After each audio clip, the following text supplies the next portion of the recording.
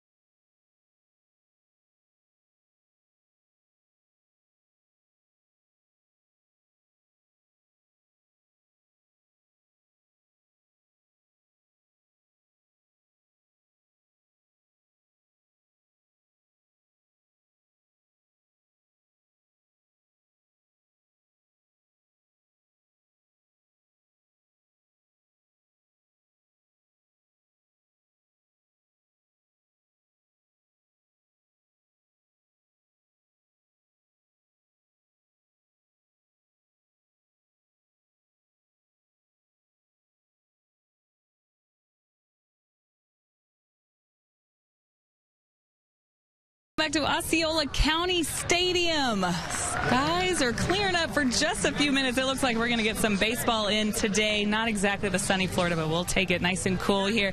Astros hosting the Braves today, and 2 weeks from today will be opening day at Minute Maid Park. It is getting close, which also means that more and more cuts will be made over the next couple of weeks. Today, some cuts made. 3 guys in particular, one of them outfielder Andrew Applin, and then 2 guys who were actually vying for a 5th starting job here in this starting rotation for the Astros. That's Mark Appel, one of the prospects, #1 overall pick from a couple years ago, and then of course Dan Straley coming over in that trade from the Cubs. We've seen these guys pitch recently. Some tough cuts for these guys, but the Astros say they're not sure exactly where they're going to send Mark Appel just yet. Could be AA Corpus Christi, could be AAA Fresno, but for Dan Straley, he will join that AAA rotation in Fresno. That leaves just 3 guys competing for that 5th starting spot we've been talking a lot about here recently. Roberto Hernandez, Asher Wojciechowski, and Sam DeJuno.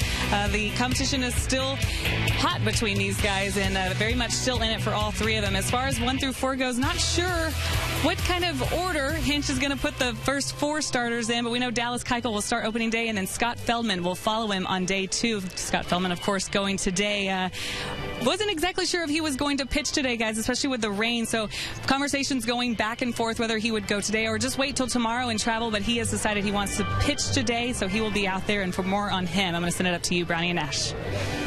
Thank you, Julia. He will get an extra day of rest before his next start. One of his starts, which is not reflected in the statistics for spring training, came in a minor league game here a few days ago. And so, you know, Ash, when you look at spring training statistics for pitchers, a lot of that work really isn't on that stat sheet, but it's important work that they might do against a minor league team. When you're following a major league club in the spring, I think stats mean nothing and stats mean a lot, or the vacillating terms we all use, and they only apply as it applies to a given player. For Scott Feldman, I don't think it really means a thing right now. Make sure he's able to pitch his innings. I think that would be the key. The number of outings and everything is healthy, and that's really what you're looking for. Of course, when you're Roberto Hernandez or Asher Wojciechowski, those guys need to put up some numbers that are compelling in some way or another that say they're a valid contender to be on this club. Well, you and Steve Sparks saw this work yesterday from Roberto Hernandez. He's now 3-0 with a 4.50 spring ERA. He was good early on in the ball game. He pitched, I believe it was 4 1/3 or almost 5 innings, and they were rather impressive innings. He gave up an early hit, got a double play to get out of the first inning, then started spotting some pitches well, picked up a few strikeouts. The changeup was a part of the arsenal. Despite being left up there, picked up a strikeout. So he's certainly a strong contender for that number 5 spot in the Astros starting rotation, yet to be decided. Scott Feldman will pitch game number 2 of the season against the Cleveland Indians for A.J. Hinch. And the plan for today is that we know there could be more rain throughout the afternoon, but the Astros do not want to deal with a rain delay in this game, nor do the Atlanta Braves. So if it does get heavy and does come along later on during the ball game, they will not have a delay and then restart it. So they hope to get in, and you know, A.J. Hinch was saying this before the game today, at least 5 innings for Scott Feldman, get his work in without interrupting him. 71 degrees, wind at 6, humidity very high at 94%. Forecast is for rain. It was something like 70% chance of rain when the day began. But we have had this opening. It was raining, well, fairly steadily earlier, a couple of hours ago, shall we say. But now that rain has moved out of the area, at least for the time being. A very good thing for these fans here at Osceola County Stadium. As Feldman goes to the mound, there's Colby Rasmus, and he will be in center field for the Astros. We look at the Freddie Gonzalez Atlanta Braves starting lineup card. They made the short trip over from Disney.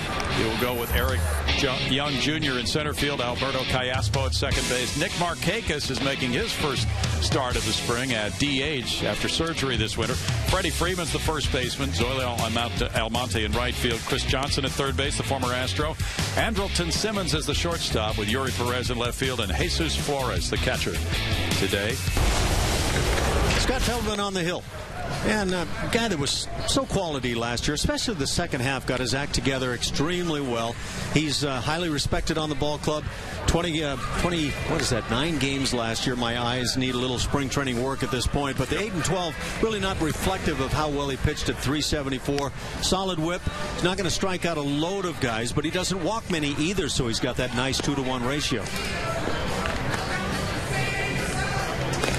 Defensively for the Astros here this afternoon, this wet day, but maybe at the moment a day that could see a ball game played through. In the outfield, Robbie Grossman, he's been good on the spring. Colby Rasmus has been primarily in left. He's in center today. Alex Presley trying to get some playing time now in right field around the infield. Luis Valbuena, see him as the third hitter in this lineup. Jonathan Villar played well the last couple of days. Marwin Gonzalez, John Singleton, who's been a doubles machine, and Jason Castro has been alive with the bat. John Singleton at first moving in because the leadoff man, Eric Young Jr., has been known to drop down a bunt. The speedy center fielder's 5 for 5 in steals so far this spring. Valbuena also moves in tight at third base. He's on the grass. Young takes a look at it. It's strike one. Laz Diaz is the home plate umpire. E.Y. Jr., the son of our former colleague. Eric Young did a lot of pre- and post-game work on Astros television before he went back to the coaching ranks with the Colorado Rockies. And very good work it was. Yeah, he's a lot of fun to be around. Boy, is he passionate about baseball, too. If you're lacking of a little bit of energy on a given day, bring EY on. He will take care of it. Feldman missing outside, and the count goes to 2 balls and a strike for Scott. He looked good in that minor league game we talked about a few days ago. just getting some work in and staying on that pace to build the pitch count up to perhaps 80 or 90 by his final spring start and be ready for his first start that counts. That's a hit to the right of Marwin Gonzalez. There was plenty of room there for Eric Young to get that ground ball single through the infield. Always that danger when you shift around and you play the percentages. You leave some gaps, and EY just took advantage with that ground ball up the middle. But that's what Feldman is trying to induce, is a lot of these ground balls.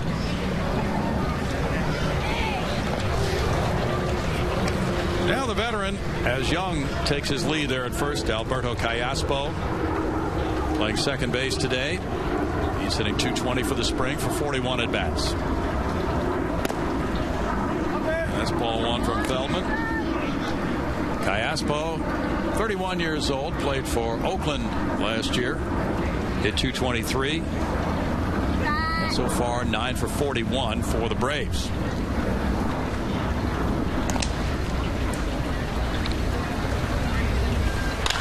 That smash, good play by Singleton. He steps on the bag, no play at second, but the way that ball took him toward first base, and he was losing his balance a little bit, that was the play. 1 out. A.J. Hinch likes to address all plays. I'm going to be curious if he decides that maybe a little conversation is wise about this play. Right there, if Singleton fires to second base, I'm not so sure that he can't get the double play. Okay. Not to mention get the lead runner for certain. A lot of speed out there at second base right now. But a lot of value in getting that guy even if you don't get the double play. Nick Markakis is making his spring debut with the Braves after surgery to repair a herniated disc in his neck in December. Gets a first pitch curve from Feldman, but it is not a strike. 1-0 to Markakis, the longtime Baltimore Oriole outfielder. First 9 major league years were as an Oriole for Markakis. With those numbers last season, 14 homers. He's the replacement for Jason Hayward in right field. Although today he's DHing. He's a good player. Quality year after year for the Baltimore Orioles, and after their big year last year, I'm a bit surprised to see Markakis get away. It was a little surprising. He signed a 4-year deal as a free agent with the Braves. The Braves really turned their roster over under the new general manager John Hart this winter. Markakis, a career .290 hitter. The Braves lineup has been plagued by strikeouts the last few years. He is one of those contact hitters who should help things in that regard. Numbers in terms of batting average had tailed off a bit for Markakis in recent seasons, but still producing a little pop. 14 homers last year. Freddie Freeman's on deck. This is the 4th Grapefruit League meeting between these two teams. One more will take place before the teams break camp. Feldman chipping away at that outside corner. That time he got a call from Laz Diaz, and it's a 2-2 count. Scott was the opening day starter last year for the Astros. 32 years old, listed at 6'7" and 230. Born in Hawaii, he went to the College of San Mateo in California.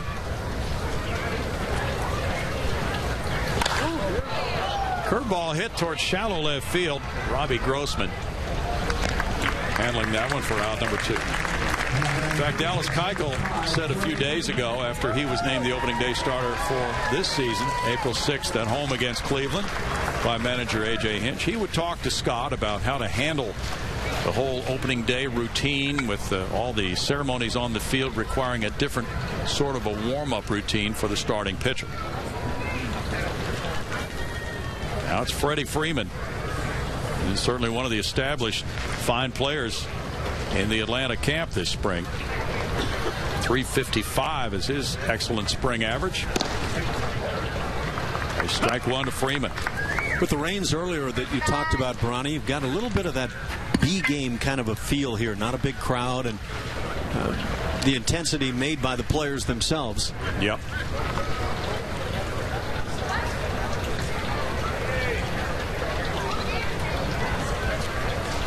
Just looking at where Castro set up, and that pitch is a little bit outside, but he was shooting for an outside corner target for Scott Feldman on that one, as he moved a little bit to his left and angled his body. Now he moves back behind the plate. We'll see if he has late movement here.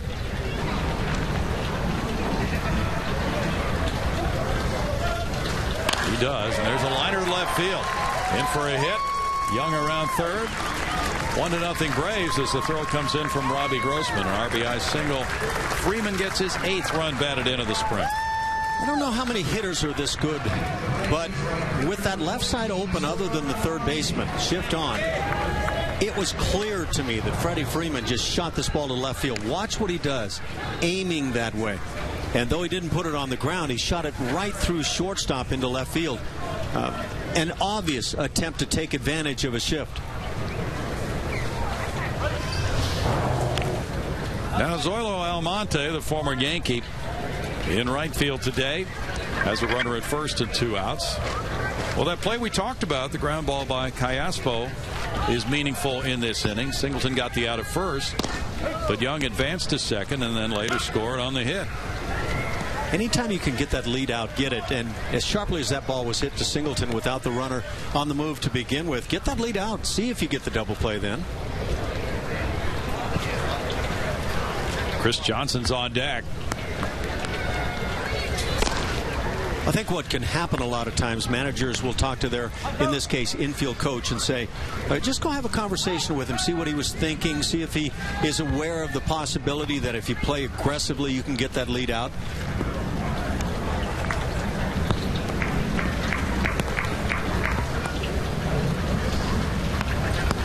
There's a liner over second base, and that's smashed into center field.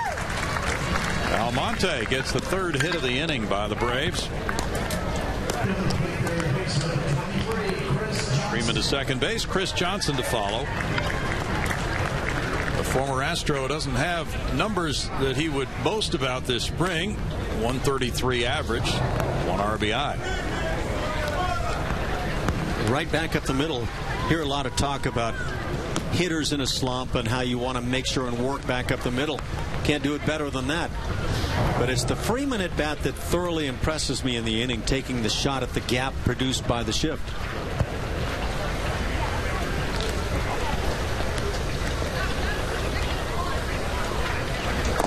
Johnson takes. That's off the plate for ball 1.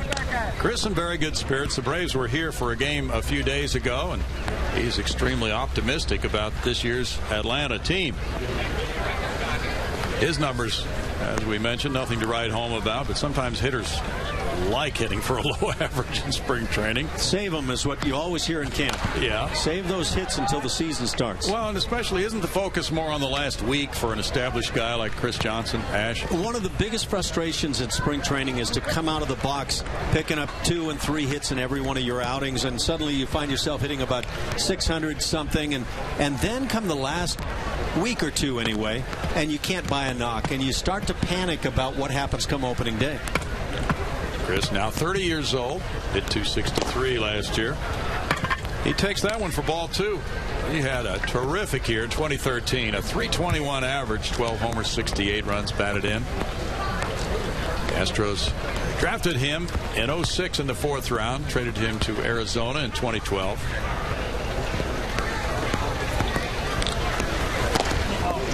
That's a strike. 2-2 as Diaz saw the bat move, pointed toward the batter, and it's 2-2. Scott Feldman's made some nice pitches in the inning, trying to find the corners, not getting a whole lot of calls on them, but he obviously has a game plan right here.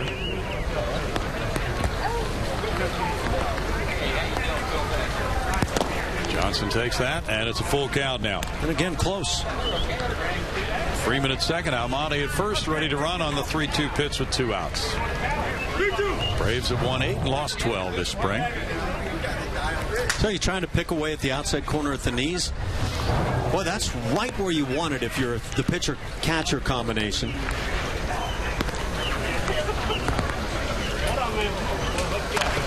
That's a late swing and the foul ball toward the Atlanta dugout. A lot of times when you're trying to find that spot perfectly placed down and away in this case, you don't get the call, and the next pitch you just hang the breaking ball through the heart of the plate. You rely on getting those close ones.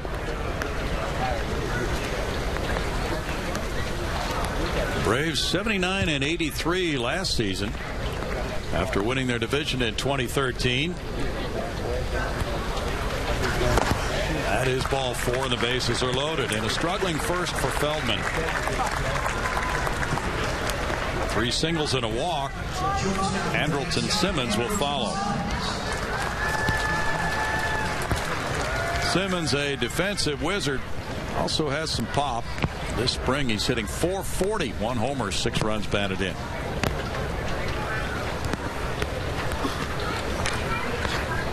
He is something at shortstop. He makes magnificent, spectacular plays. He's drawn the raves from baseball people who analyze what players do at positions.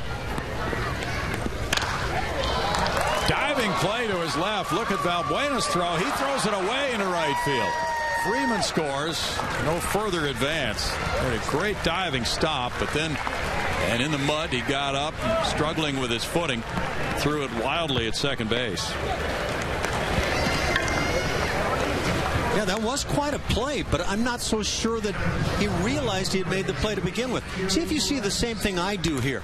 After the catch is made and the dive, he just kind of lays out. He looks into left field. Oops, I've got the ball myself. Yeah. But there was a moment where I don't think he thought he caught the ball. I believe you're right. And that set up a no chance possibility at second. That's ruled a hit for Simmons, giving him RBI number 7 of the spring. And a 2-0 lead for the Braves with the bases loaded now. The batter is Yuri Perez. Perez is hitting .278.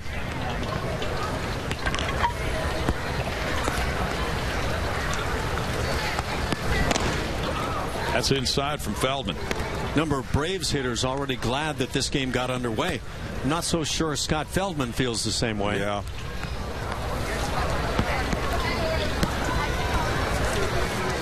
The Astros are 8-7 with 3 ties this spring. That's a strike. 1 ball, 1 strike. Dallas Keuchel has looked good. Feldman line up behind him, and then it'll be Colin McHugh in the rotation. A lot of pitches for your first inning. Yeah. That's not an issue now. You're not worried about getting deep into a ball game. You get your work in. 2 balls and a strike. That work may simply mean less innings here. And when it's all said and done, I'd be inclined to tell Brent Strom, hey, there were some close pitches. Scott wasn't that far off from what he wanted to do.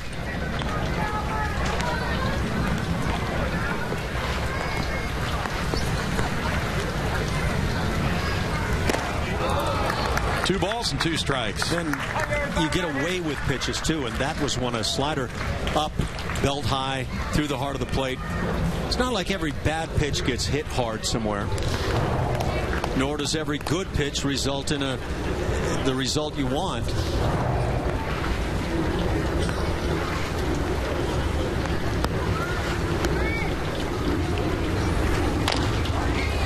Chop goes out towards second, charged by Marwin Gonzalez on over to Singleton. And the Braves come up 2 runs on 4 hits. They leave the bases loaded.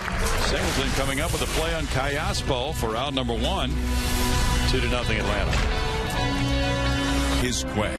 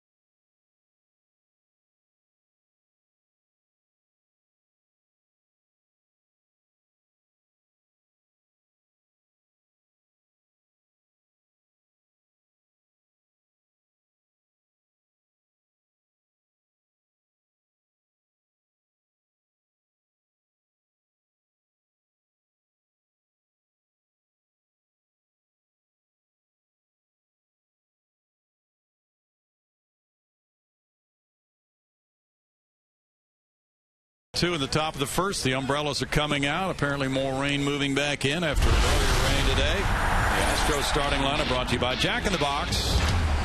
Here's the look for A.J. Hinch today. Robbie Grossman leading off in left field. Jonathan Villar shortstop. Luis Valbuena third base. Evan Gatis the DH. Jason Castro's the catcher with Colby Rasmus in center field. It's John Singleton at first base. The second baseman is Marwin Gonzalez. Batting ninth, right fielder Alex Presley. Right-hander Michael Kahn takes over for Michael Fultonevich. We were slated to see Fultonevich here starting the ball game. Don't know what went wrong for him, but Kahn is the guy that gets the start now. Throws the fastball primarily over 70% of the time. Slider, changeup to go with it. A guy that's on a minor league contract with the Atlanta Braves, and last year played in Salt Lake City, AAA, and a little bit with the Angels in the big leagues. Defensively for the Atlanta Braves, they will line them up thusly.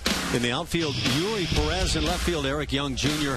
with that speed in center, and Zorro Almonte in right field. Around the infield, left to right, Chris Johnson, Andrelton Simmons. They're tough on the left side. Alberto Callaspo and Freddie Freeman on the right, and Jesus Flores behind the dish. So Michael Kahn from Camden, South Carolina, who went to the College of Charleston, takes over as the substitute for Fultonevich. A lot of fans were looking forward to that Gatis-Fultonevich confrontation, and now it won't happen today. Robbie Grossman at .344 as a homer. He's driven in 3, and an excellent spring for Robbie. Has a .405 on base average. And there's strike one.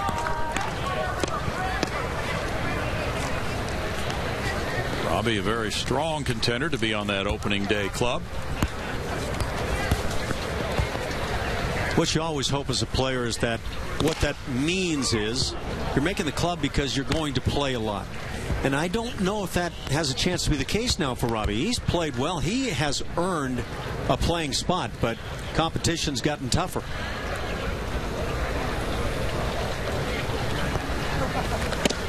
In tight from Kahn. That makes it 2-1. Kahn was a 13th round draft choice in 08 by the Angels. Had Tommy John surgery in April of 2012.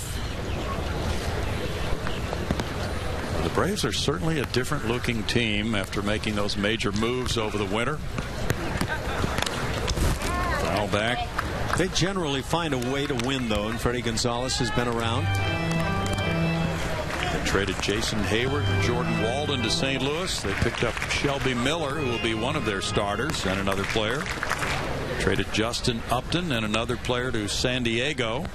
Got some young players, so they're in part restocking the minor league system for the future. Ash, they'll move into a new ballpark in 2017.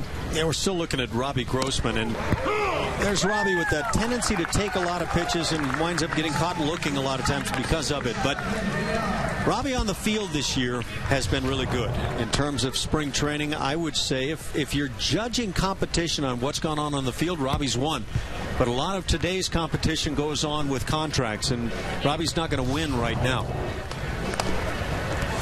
Jonathan Villar has become a handyman this year. After being a shortstop for the Astros, he has proved his versatility this spring by playing other positions. He's played some third, some center field. Strike one to Villar. And how much does that add to his value? If you're the manager or GM and you're looking at your roster and you've got a guy that can play infield and outfield, he switch hits, he runs well, becomes pretty valuable. It's 1 ball, 1 strike. The Astros signed free agent Jed Lowry to play shortstop. They have Marwin Gonzalez, who can play all the positions on the infield and outfield as well. And he is the primary backup. Probably wouldn't be room for a Jonathan Villar to add to the crew that we're expecting to be there on opening day, but if there happened to be an injury, he is not in a bad position to take advantage of that. Well, the one taste that's been left for A.J. Hinch this spring is that regardless of what's gone on in the past for Jonathan Villar, right now you have to say he can play and he can help us. And that's what spring training is all about, looking at various players to see about the depth of the organization. That might come into play for some very soon. 3 balls, 2 strikes to Villar. Certainly has to be a disappointment for a player like Villar, who had a lot of major league playing time.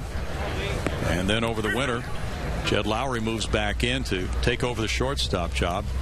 BR's just 23 years old from the Dominican. Last year he had 263 major league at-bats. He hit 209. So it wasn't as if he seized the opportunity, but when you're 23, hopefully more opportunities will come around. There he draws a walk. Well, you have to keep making good impressions. That changes everything for a player, for a manager. What do you remember? Here comes that tough moment a month into the season. What do you remember that you saw in the spring? You know what? I trust this guy because he played well for me. Good point. Luis Valbuena has had a very nice spring. His first with the Astros with a .419 average, 2 homers. He's driven in 7. He's played third base well. And he has been batting third in recent games. There's check swing, ball 1. I don't think there's any doubt right now. Come opening day, that's where we're going to see Valbuena. Same goes for George Springer in the 2 spot. I think the lineup is fairly fixed at the moment.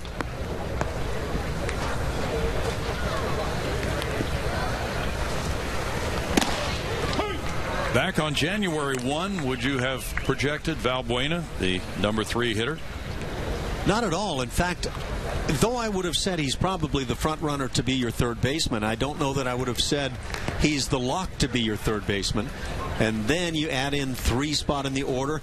Much of that has to do with the type of at-bats he puts up and that he's left-handed. And A.J. Hinch wants to balance the left and right-handed bats throughout. We have seen AJ's lineups recently reflect that, alternating between right and left-handed batters on many occasions in the lineup. Just a thinking manager. I think we can emphasize that throughout the year. He is not just haphazardly coming about his decisions.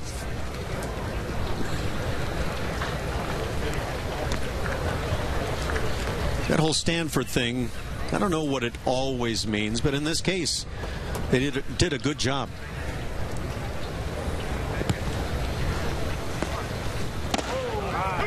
Certainly a Stanford alumni group in this organization, with Jason Castro and Jed Lowry to add to AJ. Suppose they have their own Houston chapter, the Stanford alums. Yeah, if not now, soon.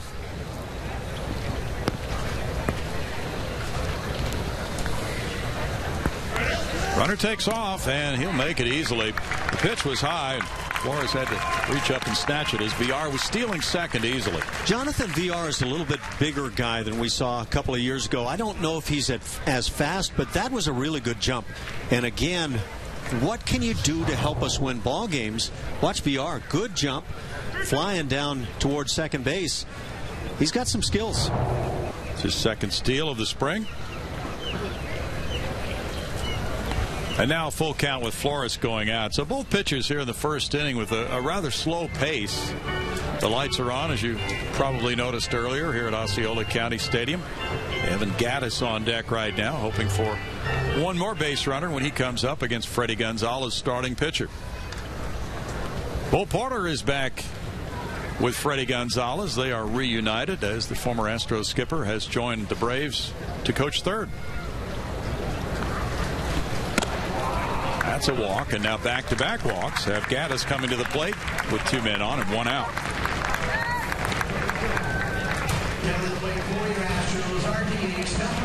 Well, this is kind of a big at-bat right here in a spring training game heading toward the finish line of the spring a bit. Evan Gatis has been hurt, unable to perform, and here he is. Yeah, this should be fun. Gatis has been out of the action for about a week with a sore right wrist, working his way back in minor league games. 43 home runs in his first 2 major league seasons. And coming in the trade from Atlanta to Houston for Mike Foltynewicz, Andrew Thurman, and Rio Ruiz this winter. Strike one, and that's what he does. He airs it out on his swings. Well, if you're going to put a guy in the heart of the order from me, I want to see him with men on base, men in scoring position. I want to see a guy that looks like he wants to drive in runs. Gatis, a very interesting person. .357 hitter this spring with 3 runs batted in. It's 1-1. He's DHing today. He has just started to play some left field. And that was one reason he was playing in those minor league games, to give him some opportunities. But he didn't get a whole lot of repetitions on balls hit to him in left field in the games he played in minor league camp. He has not played any first base this spring for the Astros. Pick off at second base. VR dives back. I wonder, with John Singleton playing well, especially with the bat here this spring, if the thought process could be to not mess with his head at all. Job's yours, John. You're winning it. You're doing a good job. Everything's going to work out fine. Or is it more about Evan Gatis trying to just hone in on what you're likely to do more at the start of the year? He looks at that one. It's 2-1. Then when you talk left field, Evan Gatis out there, or is it Colby Rasmus against right-hand pitching? Or what about Chris Carter? Who's a better left fielder between Gatis and Carter? A lot of questions to be answered. You're right. Jason Castro's on deck. Breaking pitch comes in for a strike to even the count at 2-2. Gatis was drafted by the Braves in 2010 in the 23rd round. He's a native of Dallas. Went to UT Permian Basin. He did a lot of catching for the Braves. The Astros do not plan for him to do much, if at all. He's had some knee issues and also lower back, so they feel that by DHing him, playing him primarily in left field, hopefully he will be healthier than he has. And we took a look at that in our open as we came on the air. He had 369 at-bats last year, 354 the year before. I think Jeff Luhnow and A.J. Hinch would love to see that at-bat number wind up being 500 and some this year, Ash. I've seen Evan Gatis throw from behind the plate. He's got enough arm to play back there. And when you get those power numbers that he produces, he's a valuable catcher in that regard. I don't know enough about his receiving game and everything that goes with it and how pitchers feel in terms of working with him, but he adds a lot on the offensive side when he's swinging it well. He fouls that one back. Well, he had an 843 OPS as a catcher last year for the Braves, and he started 89 games behind the plate. And that was tied for fourth in the majors among catchers. But as you well know, if anybody should, catching does take a big toll on the knees and the lower back. And now, with the opportunity to DH and play the outfield, the Astros are hoping that those aches and pains are not numerous for him this year. 3-2. Well, furthermore, you've got a guy as your catcher that 2 years ago was an all-star. Legit. Very good hitter. Jason Castro looks like he could be back this year. That bat has been strong on the spring, so you take advantage of strengths you have, and maybe Gatis is the guy that has to find another spot to produce. That's rolled out to Simmons right. He gets it on to second quickly, and a nice turn by Callaspo on a 6-4-3 double play. No runs, no hits, and a man left for the Astros. The Braves lead it 2-0 after one.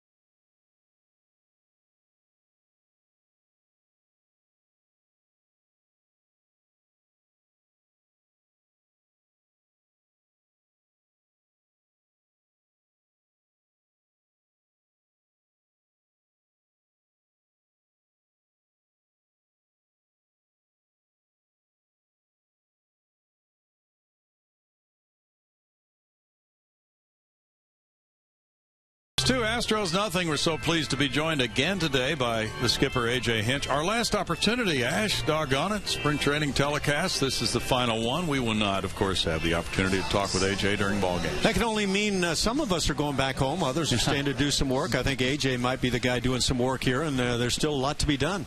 Yeah, I'm going to stay. We got a few extra games here, and we've got a little preparing to do, but little surprised that we were able to start this game with the weather, but we'll get some action as long as we can today. You were telling us beforehand what you really want is for Feldman to get in his 5 innings or so uninterrupted, so that would be nice. That would be key. You know, these pitchers are on such routines, and now that we're getting close to the season, you know, they've only got a handful of outings left, so you want to keep them on that 5-day program and get them into season, up towards 100 pitches and feeling confident. Is it crucial for you to see Evan Gatis today, or is this just really Evan, go out there, get your work in, and get yourself feeling good? Well, I think a little bit of both. I mean, the swings he's taken were pretty good that first at bat, and you want to see there no restrictions, and he's letting it fly. And Evan knows one speed, and that's full speed. So I'm pleased with how his batting practice has gone. He's behind in some at bats, and we're trying to catch him up a little bit by DHing him. He'll play left later this week, and then we'll keep running him out there so he gets a number of at bats in a row to where his swing feels good, not just his wrist. We can assume he's fully ready to go right now? Oh yeah, he's fine. He's chomping at the bit. You know, we always give him one extra day when they're banged up a little bit. So he was ready about a day before we put him out here. Now, new manager, new coaching staff in terms of some of the coaches joining a mix with others who were here before. How's that whole thing meshing for you? Well, it's been great. You know, we built the coaching staff at the very beginning of the offseason, and we were able to bring him to Houston, have a few meetings. We were able to jump on a few conference calls and be in touch. And then, you know, there's nothing like spring training where you have all day, every day. We've got a 5 a.m. workout crew that comes in early and gets together, and it's long days together, long rides to and from these Grapefruit League cities. So we've got plenty of time together to build the camaraderie, build the common thoughts, and get our program in place to where we're up and running. The players see the unity that we have and hopefully can feed off of that. Regarding your relationship with the coaches and delegating duties to them, is it about what it was when you managed Arizona? Yeah, you know, I think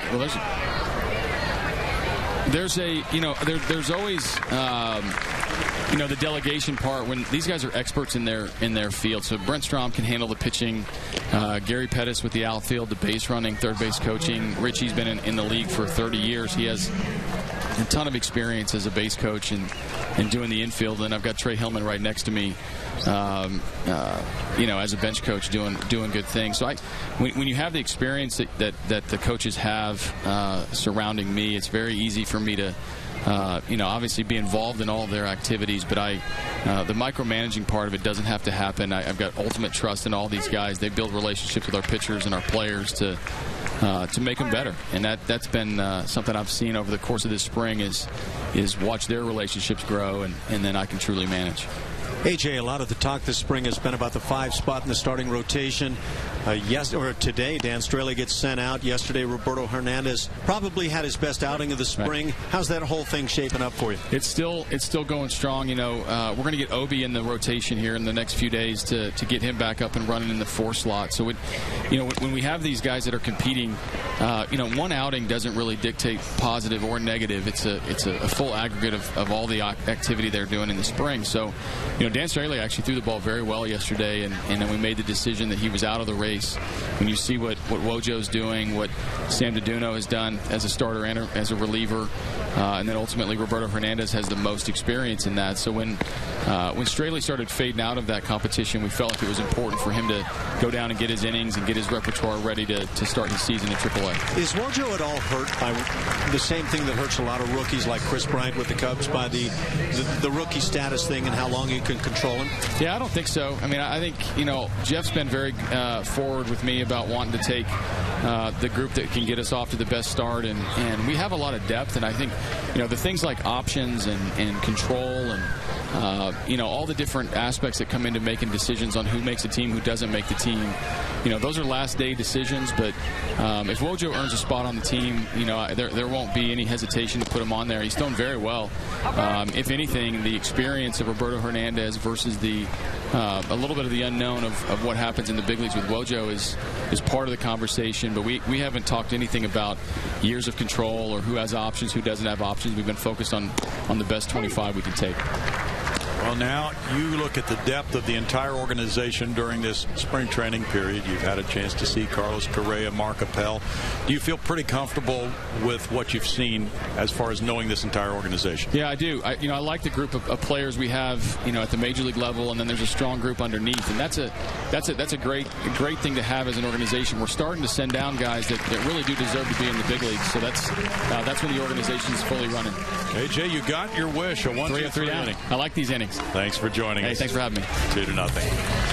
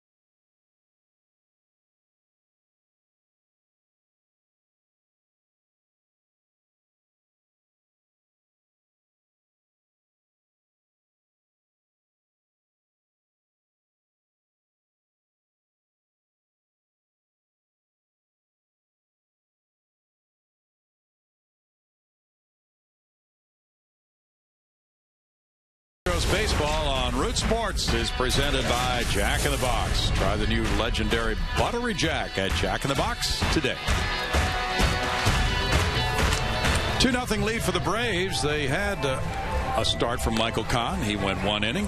He's out of the game already. Juan Jaime takes over for inning number 2. So obviously a bullpen day for Freddie Gonzalez, and Mike Fultonevich was the scheduled starter, but perhaps because of the wet conditions, that's why he was scratched. We have not received a reason for why Fultonevich was not, in fact, the starting pitcher for the Braves today. Yeah, I kind of wonder, with Fultonevich being the obvious power guy that can go up around 100 miles an hour, is it deemed too risky for that guy with the high body torque to get out on the muddy mound? I don't know.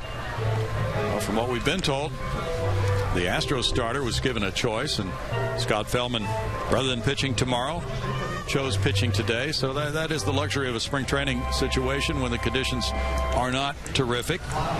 And sometimes the player can get that choice, but a little bit different once we get to April 6th. Well, that's a veteran-esque move by Scott Feldman. Don't get on the long bus ride tomorrow. Get out there and get your work in today. That's got to be a factor, right? Jason Castro coming up with 2 homers this spring, 5 runs batted in. And you see a look at his batting averages.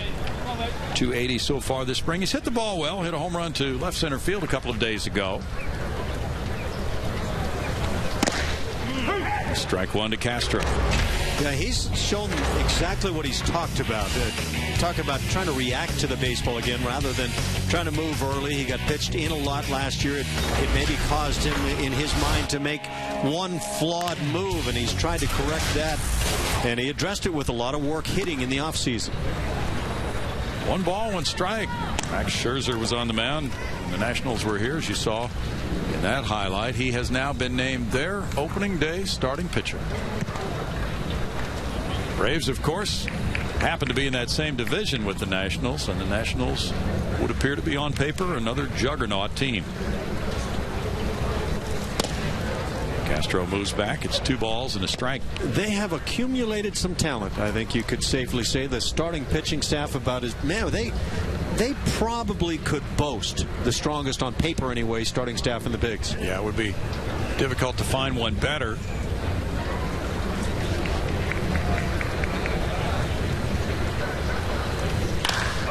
Smash well hit into right center field. Yeah, this might be a pick to click this year. Jason Castor with that bat really looks good. He told Julia in one of our telecasts about the work he's done this winter on his hitting. He's made some changes. Well, I had an extensive conversation with him just a few days ago in Tampa, and he just really felt like he knew what was causing him problems last year, but it's hard to make the adjustment during the season, and he went about fixing it in the offseason. Feels like he's there. Results have been good this spring. Colby Rasmus follows. Rasmus playing center field today. We've seen him in left field in recent days, with Jake Marisnick playing a lot of center field this spring, and there's ball one. The Astros do have a versatile group of outfielders. Rasmus, one of them, 176, 2 homers, 5 runs batted in. He can play all the positions, although he hasn't played much of the corner spots. It's been primarily a center fielder throughout his career. And they have Robbie Grossman, who can play all 3. Alex Presley could play all 3. George Springer could do that. So they are really fixed for versatility among their outfielders. When you put an outfield together that has, say, Rasmus in left field, Marisnick in center, and Springer in right, you can probably go and get the ball as well as any outfield in the bigs.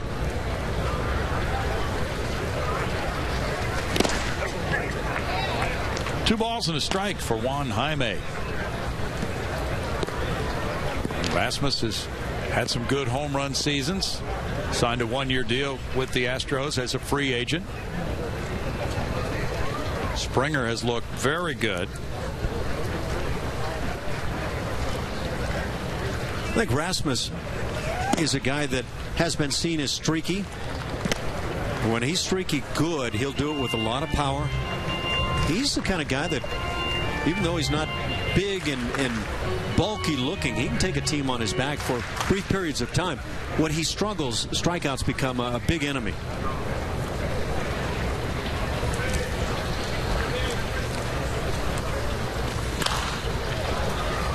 That one will drift back, out of play.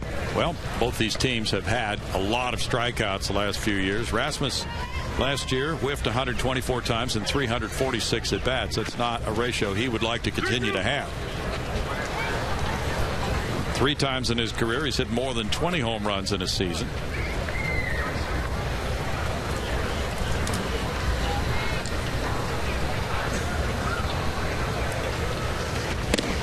That's a walk.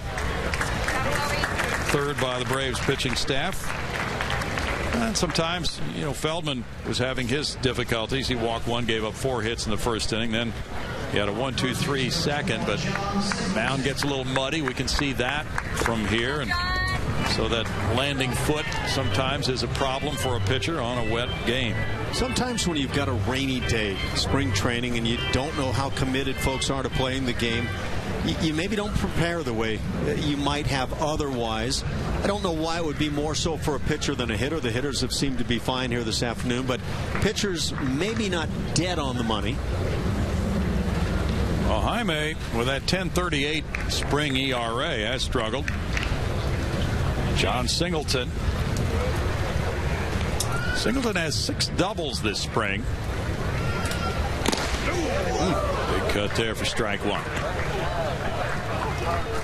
Now, there was a feeling that some had that he really tried to pull a lot last year, and that he needs to cut down on that. Well, the most recent double we saw from John was a line shot just inside the right field line. You'll take those line drives and never complain about it, but when you start to struggle, that pull type of style leaves people thinking you're pulling off of pitches. And so what everybody would like to see with John Singleton is some balls shot back up the middle, right center, left center field. He hit 168 last season, had 310 at bats, 13 homers.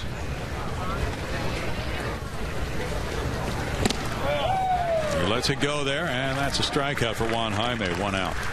That was a bit of the swing that we saw a lot last year, resulting in strikeouts. That uppercut, the front shoulder rising, the back shoulder drops underneath, and the lift, the obvious lift with the bat, and the result, no contact. One out now. It's Marwin Gonzalez. He just turned 26 a couple of weeks ago after hitting .277 last season. He started 76 games last year. This spring, a 200 hitter. Started 64 at shortstop, 6 at third, 5 at second, 1 in left field last season.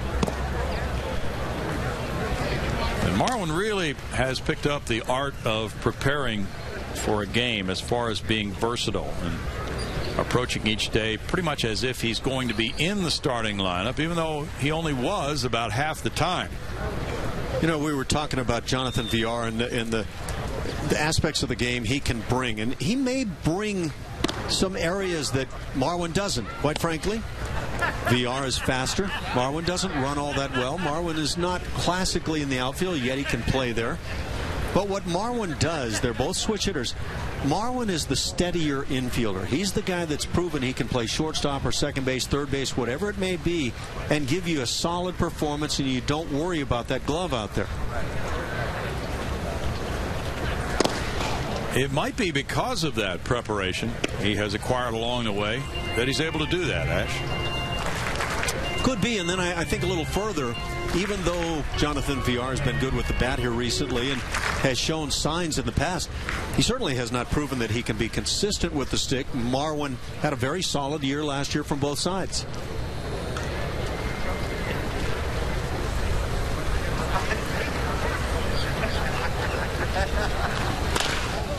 Ball to first. Bad hop. Freeman is able to stay with it and get the out as the runners move up. Out number 2. One of the lines you'll hear from dugouts quite a bit is watch your lips. And for Freeman right there, that was a lip watcher, and he did a nice job with the leather. Makes this ball come up on him.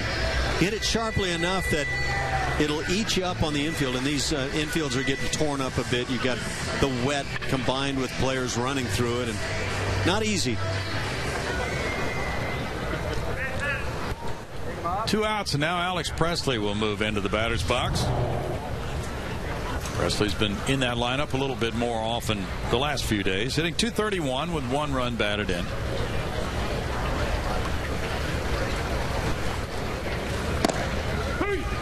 Strike to Presley, who signed a deal with the Astros for 1 year over the winter.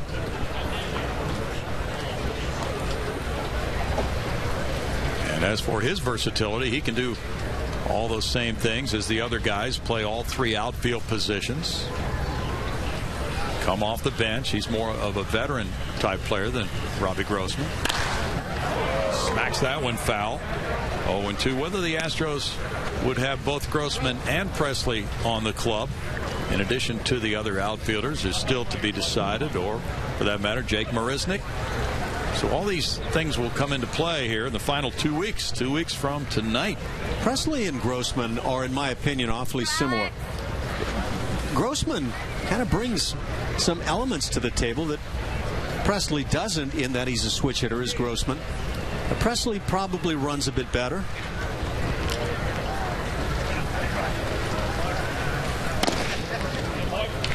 One and two. Robbie Grossman would have an option remaining, and Alex Presley does not. You have asked the skipper about that already. He said that has not been a part of any discussions on personnel so far.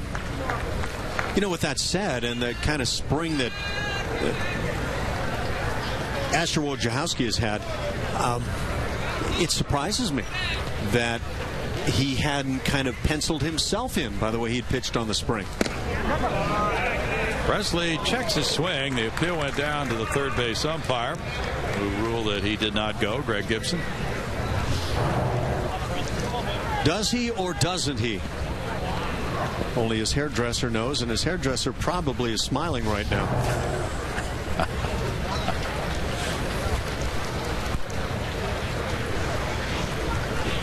What do you think about the pace of play in the games we've seen? It looks like it's going to help a bit. I don't know how many minutes, but at least it feels to me like we're not going to be sitting around waiting for something to happen as long as we have been doing in recent years or decades. Well, we've been asking around about the video replay review. And from what we've read, the managers will not be allowed to leave the dugout and buy some time by going out to the infield and then waiting for their video crew to call and give them a thumbs up as far as challenging or a thumbs down on the play, but they'll have to make that decision sooner this year. That's one element of the replay. What about the element where the umpires have to gather as a group and come over and listen in on a headphone? That's just absolutely silly to me. I don't know about that being a change. We'll have to check that out. Presley strikes out. No runs, a hit, 2 men stranded, and it's 2-0 Braves after a couple.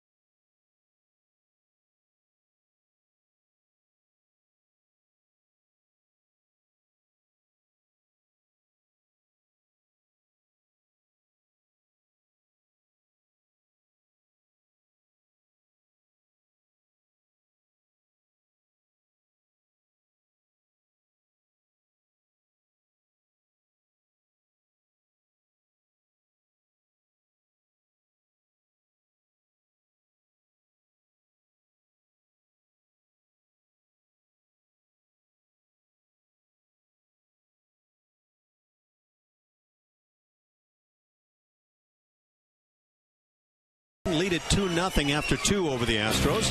Opening day is Monday, April 6th for Houston when the Astros take on the Cleveland Indians at Minute Maid Park. Tickets are on sale right now, so don't miss your chance to see the Astros kick off the season. For more information, call 1-877-9-ASTROS or visit Astros.com. 2 weeks from tonight, it'll be Corey Kluber and Dallas Keuchel at Minute Maid Park. Hope you can make it. Keuchel 12-9 with a 2.93 ERA. Kluber, the Cy Young Award winner, 18-9 with a 2.44. I think Dallas Keuchel's hiding some new pitches behind that beard. He was telling us before the game today that he has no plans to shave it. I thought maybe he'd tighten that thing up during the summer. He's got an impressive growth on his face, no doubt about it. But, boy, that thing's turned into a hunting expedition. Scott Feldman, more of a trimmed beard look again this season. Goes out for inning number 3, trailing 2-0. He gave up 4 hits and a couple of runs in the first inning, but had a 1-2-3 second. He'll be facing Markakis, Freeman, and Almonte here in the third. Markakis, who's 31, was a first-round pick of the Orioles in 2003. He was the 7th player drafted that year. Braves signed him over the winter to a 4-year, $44 million deal.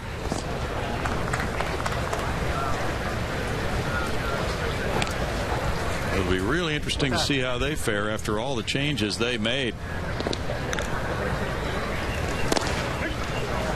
That's strike one. Justin Upton, a major talent, leaving the Atlanta scene to go to the Padres as a part of their tremendous makeover. They traded David Carpenter and another player to the Yankees, Manny Benuelos. Wandy Rodriguez has been getting a look and doing well for the Braves this spring.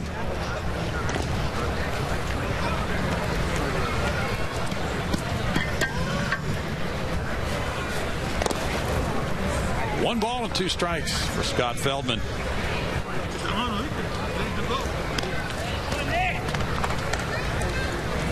I think everybody around the Astros organization is very pleasantly surprised with the way the weather has been today. The forecast going back to yesterday was not at all good for this day.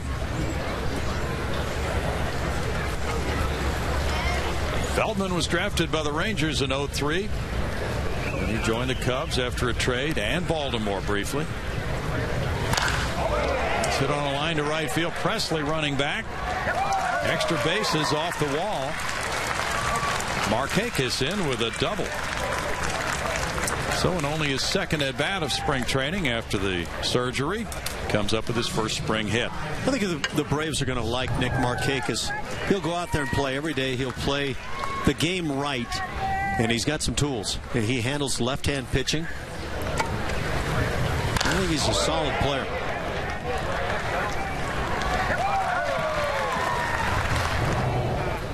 Markakis won a Gold Glove back in 2011. Good defensive player.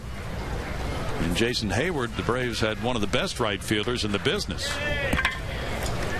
Freddie Freeman singled in a run in the first inning. Infield is shifted around. And he took his hit to left field his first time up. There's a huge gap there right now. He hits a curveball, and Valbuena comes up and throws to first. Singleton with a scoop. Runner advances on out number 1. He is sure steering the ball to the opposite field today, Ash. Yeah, he did once again. And talk about steering, a little bit of a steering throw. Is there a chance for a tag to be applied right here? No. Obviously, Valbuena thought about it, but little soft toss, and you rely on Singleton to come up with the dig. We've seen Singleton make a couple of digs this spring. He looks to be improved in that regard of his fielding. Now it's Zoilo Almonte, infield in. And that's strike 1 from Feldman. Feldman has won 59 major league games. He's lost 68. Last year, a tough luck 8-12. He had a 3.74 ERA. Worked 180 innings. Bounce by Valbuena. RBI single to left. 3-0 Braves. Almonte. 3 runs batted in this spring. 2 for 2 in this game. I find myself watching third base. Matt Dominguez, such a fine defensive player down there, and trying to evaluate how one player stacks up against another. Bounce by Valbuena. RBIs. Always tough when that left-handed bat slaps one the other way by you at third base. Sorry I stepped on you there. No, you know what? I thought you were jumping in, and I thought maybe action had continued without my permission. Chris Johnson, the batter. He walked in the first inning. Foul back for strike 1. Of course, nobody looks for my permission anyway, so. Oh, we always seek your permission for everything. Well, we've had a good stay, haven't we, for the last 7 or 8 days here? Yeah, I think it's about right. I don't know how you feel, but we've each done 5 games, I think, and you get a nice feel at this stage of the spring for what's going on. Yes. Hopefully the fans feel the same way, getting excited toward opening day. 1 ball, 1 strike. Yeah, that excitement does build. Just 2 weeks to go until that big opener at Minute Maid Park. You know that guy's going to have a few butterflies in his stomach as he gets close to opening day. There's a lot riding, and there's a lot riding on guys having big years this year for the club. Art Howe and AJ and Kevin Eschenfelder were talking on the postgame show a few days ago about when Art was managing AJ with the Oakland A's and how difficult it is for the skipper to tell those final few players who are cut to get down to the 25-man roster that they didn't make it. Well, that happened when Art had to give that news to AJ. What a jerk that Art Howe could be, right? One of the best guys you ever run into. Contrary to some movies that get out there. Right. You know, speaking of Moneyball, as you were. Did I? It'll be interesting to see what that Oakland A's team comes up with this season after all the changes Billy Beane has made. You know what? That second half didn't go so well for the Bean Man. Not at all. After the trades, John Lester coming out there. Johnson takes another walk. Second of the game for Feldman. Castro out. Runners at first and second for Simmons now. I think the trade of Josh Donaldson was a major surprise to many people, although Billy Beane has had a whole bunch of surprise trades the last few years, and many of them have worked well for him. You know what I think causes a lot of us who play analysts in this business to be cautious with that deal is the fact that the A's have unloaded after good seasons time after time in recent years and come back as good or better than they were the year before. Exactly. Simmons takes a look at it, and it's ball 1. But at first blush, for me, getting rid of Josh Donaldson, who hit .249 and committed, I don't know, 24, 26 errors. It was a lot of errors last year. But he was such a run producer that after the Cespedes deal that really seemed to hurt the A's, I think this is another bad one. They got Brett Lawrie, who at one time looked like he was going to be a perennial all-star for the Toronto Blue Jays. It has really changed directions for that career in the last couple of years. So I don't know if they can revive him enough to turn things around.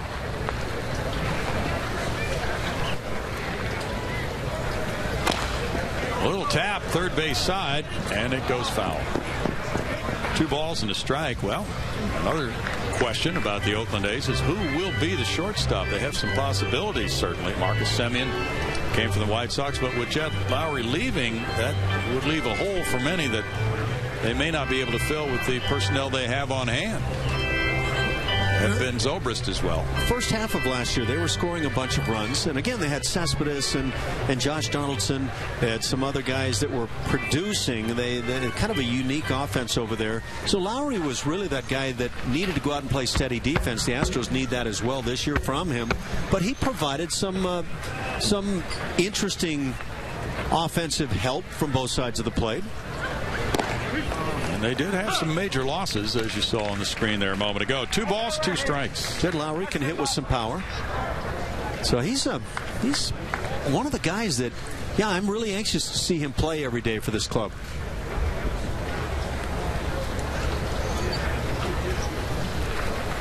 Yuri Perez on deck.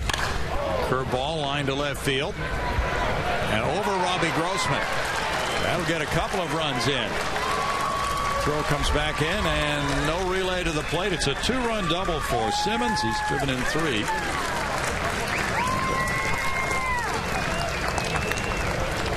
I think 3 might have crossed. That was a great jump from first base. Is that, am I right? Or?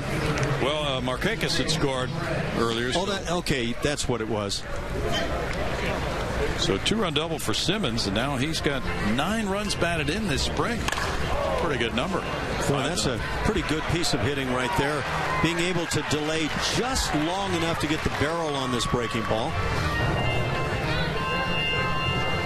Robbie saw that ball as it was hit hard take off over his head. As an outfielder, you must feel like, could I have gotten that one? Could I have gotten a better jump? Robbie's not bad out there in any stretch, but you put it on yourself. You don't want your pitcher to suffer any more than need be. Warm-up action for the Astros in the bullpen. Right-hander Jake Buchanan is warming up. Brent Strom has made a trip to the mound, and they're watching that pitch count. You indicated it in the first inning when the Braves sent 8 men to the plate. That really ran it up for Scott Feldman in that first. He had a 1-2-3 second, but now in trouble again here in the third, Ash. And again, in watching his pitches, he's made a lot of good pitches, not getting calls. I don't know if it's a tight strike zone or an accurate one, but all in all, I don't think he's been as bad as the numbers say. Perez takes a look at it, and it's ball 1.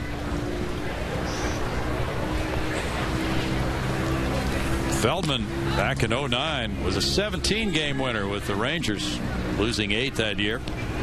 Opening day starter for them in 2010.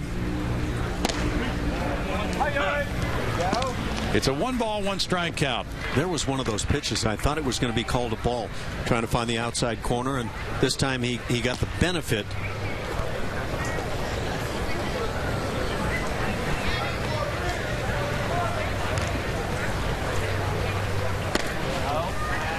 Two and 1. Jesus Flores on deck. Well, as you've looked at some of the Astros minor leaguers this season, you've seen the Correas, the Mark Appels, some really talented guys, Teoscar Hernandez, an outfielder. So we've gotten a chance to look into seasons beyond 2015. Well, we've been looking at what will be the opening day players. Line drive to right field. Presley over with the catch. So that's the fun of spring training, I think, is not only seeing the new players, the Evan Gatises, the Luis Valbuenas of the world, Colby Rasmus, but also the guys who may be here in 2016 and beyond, Ash. Well, I'll give you the most obvious for me, Carlos Correa. He is so obviously talented, and in my assessment, he could be one of the 25 best players here. In fact, I would say easily that. But today's game doesn't go like it went at one time, where you took your 25 best and you said, we're going to win with these guys. I don't care what their age is, how long they've been in the minor leagues. But I hope we see him soon. Flores with strike one is 0 for 1 in this game. I think the fans of the Corpus Christi Hooks should be really elated at the prospect of having Carlos Correa in their lineup and maybe Mark Appel on the mound. We don't know that they're going to be there. That would be a guess at this point. That's a foul ball. Well, I would say come out early to watch Correa because I don't think he'll stay there long. No, right. And the Astros will be swinging by Corpus Christi for an exhibition game against the Hooks before they head for Houston. They have 2 games there with Kansas City on the Friday and Saturday before the opener 2 weeks from tonight. So a chance for fans in Houston to take a look at the Astros before that big opener with the Tribe against a very good Kansas City club, which represented the American League in the World Series last year. 1 ball, 2 strikes. The Astros will not be playing the Braves during the regular season. Their interleague play will be against the NL West. Giants are coming in. That'll be an interesting series for fans in Houston. Bruce Bochy said they're not doing anything well. Really? Yeah, that was probably a couple of weeks ago, 10 days anyway, but I wonder if he just came in prepared with that line since it was 2015, an odd-numbered year. Well, losing Hunter Pence cannot be an asset to them. No, not at all. The guy's quite a player. He's supposed to be out something like 6 to 8 weeks from when he got his left forearm broken with a pitch. That was a while back.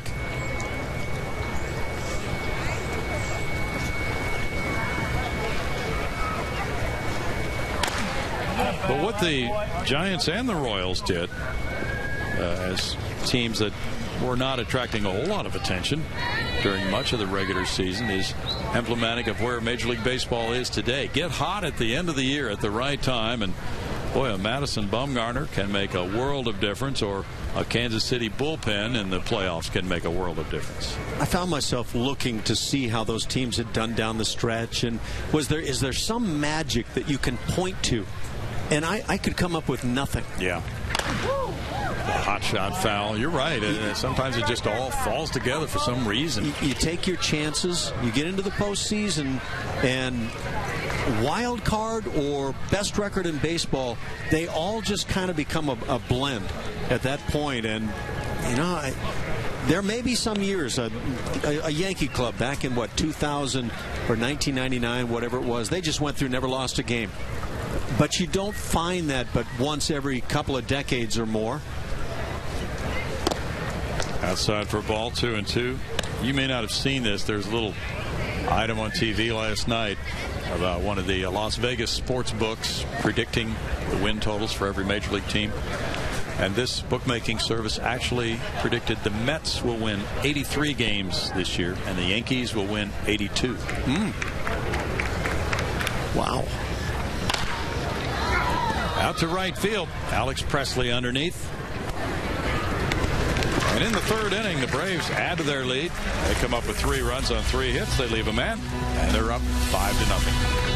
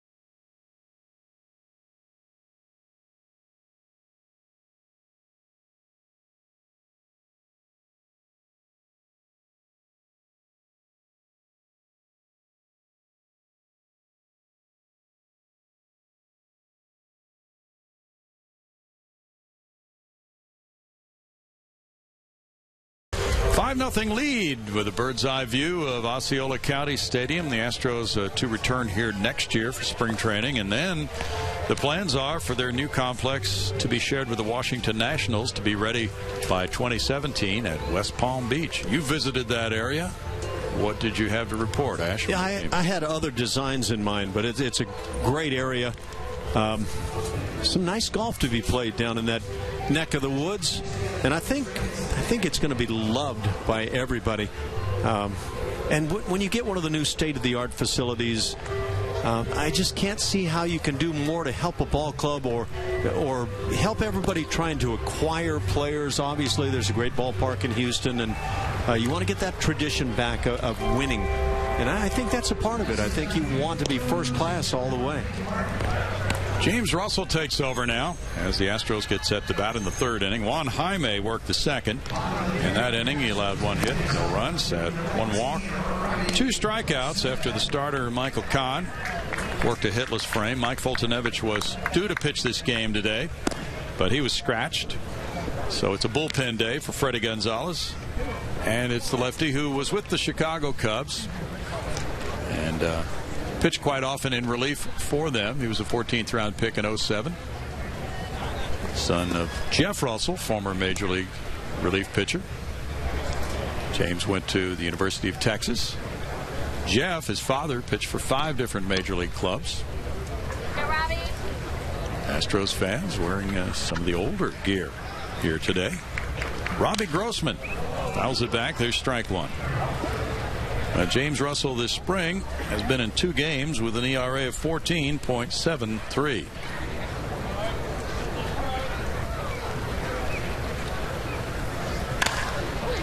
Grossman fouls it. Craig Kimbrell will be the closer again for the Braves.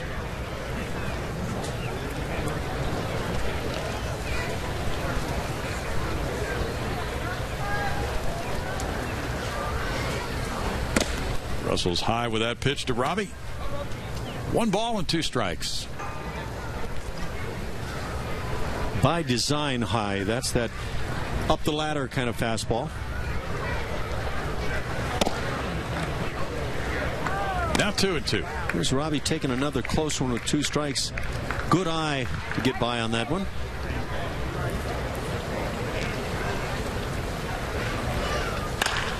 Line shot up the right field line, headed for the corner.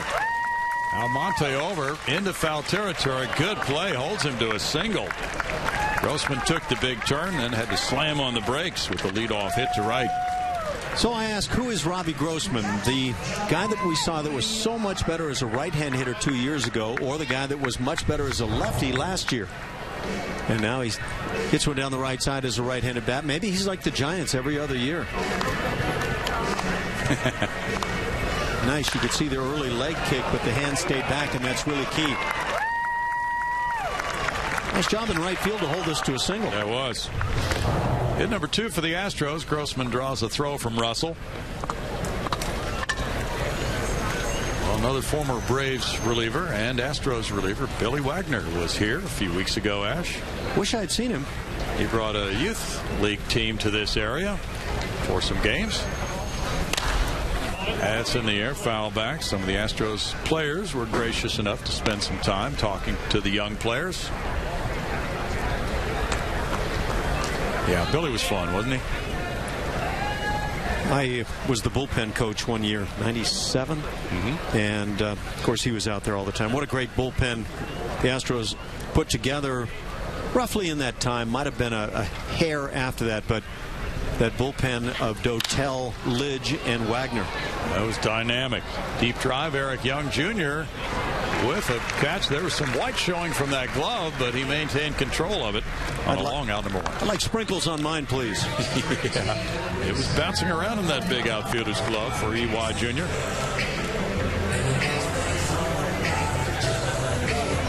Now Valbuena. Here's a look at that catch. Yeah, is this a case of, well, yeah, he didn't catch that ball all the way clean. He's got some light-colored webbing there that I think is going to make a lot of people think that maybe he offered a snow cone. Yeah, he deked us out with that. But he has also those holes in the webbing there.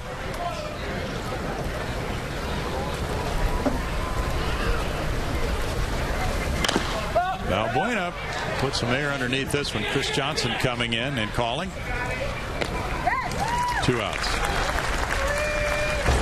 Evan Gatis has been known to hit a long ball or two, and he can launch him to any part of any ballpark.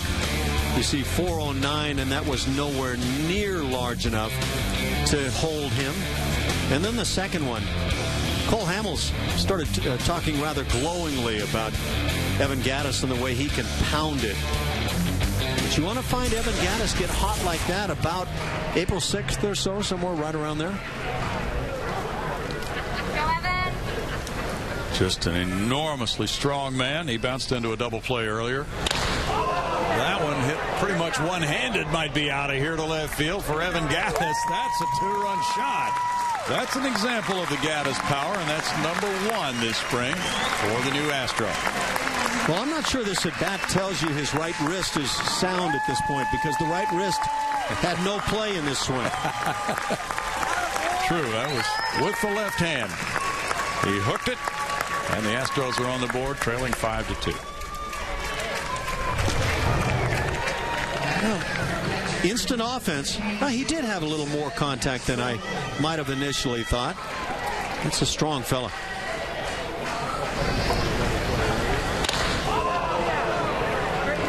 Okay, we'll deem Gatis healthy. He's back. 5 runs batted in for him. Castro is single to right center with a foul ball, strike 1. With the tape measure shots off Cole Hamels in Philadelphia in 2013, that prompted this quote from Hamels: "I felt like I was throwing a golf ball, and he had a driver." Hamels could have said that about me, and it wouldn't have had any bearing on anything. Strike makes it 0-2 to Castro. By the way, along with the Gatis home run, Valbuena batting against the left-hand pitcher. To me, that's kind of key and something to watch for a while. Can he, as a left-handed batter, handle the lefties enough to be at third base every day? The manager would say yes. That's out number 3 on the 3-1 play.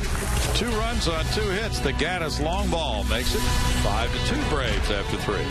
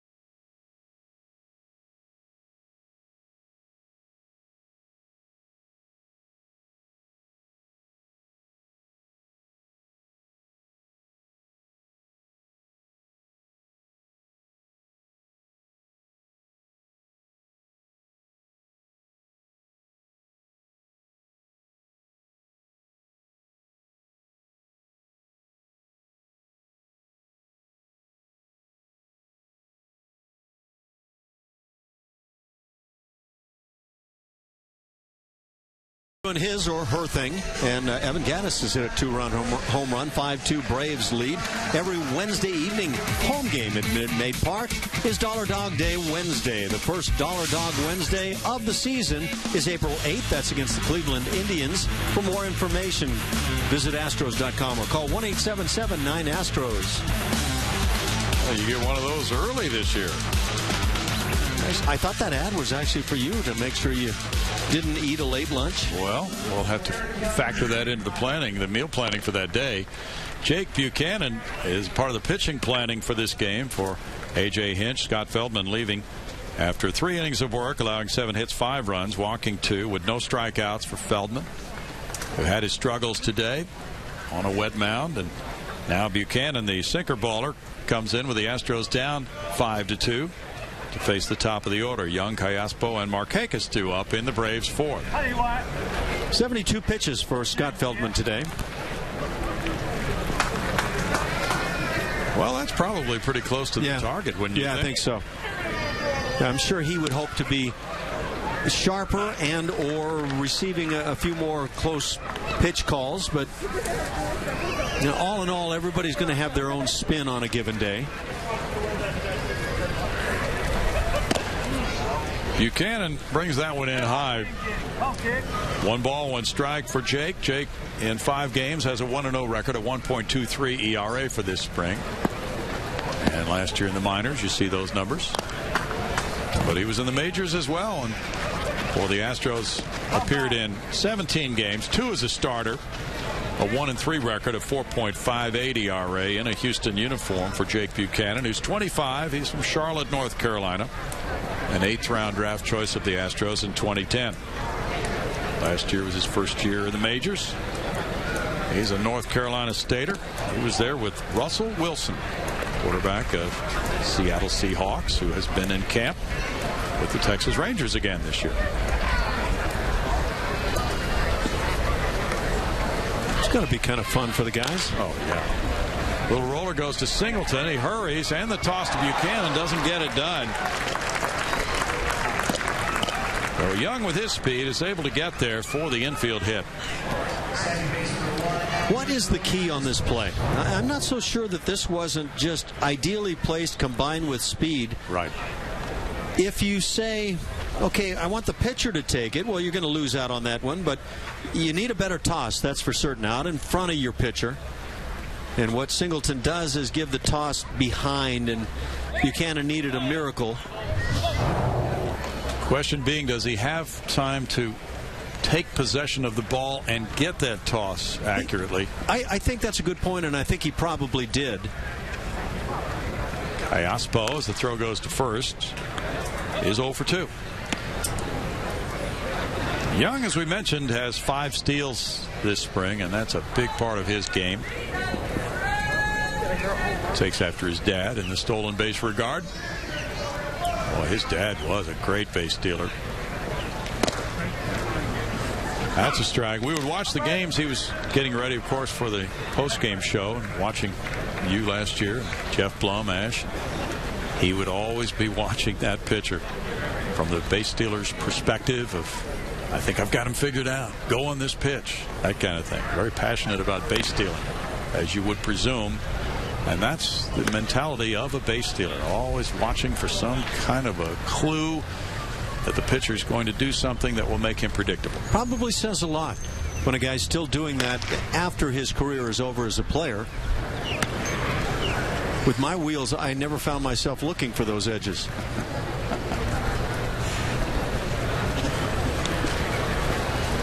How about, though, when you were on the bench as a hitter, watching the opposing pitcher, trying to see if he would tip something? You guys were always looking for that. One of the best I was ever around, and I was around some good ones.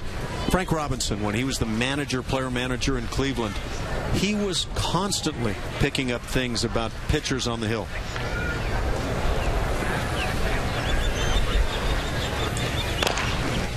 Top to first. Singleton will throw to second and gets the force play there onto VR from 3 to 6. There you go. That's nice. That was the slowly hit ball, and yet the reaction was to be aggressive and get the out. And it was somewhat bang bang, but once you do it enough, you have a feel for whether you have the out or not. And plenty of arm there from John. Watch him come on this ball. You've got to be aggressive, and he charges, sets the feet immediately, and gets an out. Much, much better. Nick Markakis double to right center and scored in the third. Markakis 1 for 2. Just about every Braves hitter last year had a worse year than he did the year before. Who do you blame that on? Well, they blamed it on the hitting coach. He's gone. Happens time and time again, doesn't it? Just kidding, but he's gone. Yeah, typically there has to be a scapegoat in a season like that, right?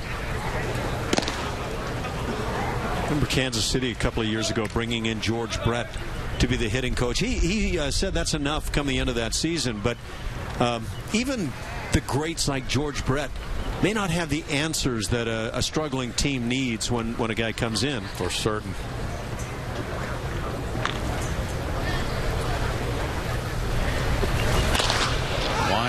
foul. We might have been talking about this a few days ago. But the hitting gurus, with George Brett, it was Charlie Lau. Yes. Right? And there have been other hitting gurus such as Walt Hriniak. Who would you say is the major hitting guru among Major League batting coaches right now?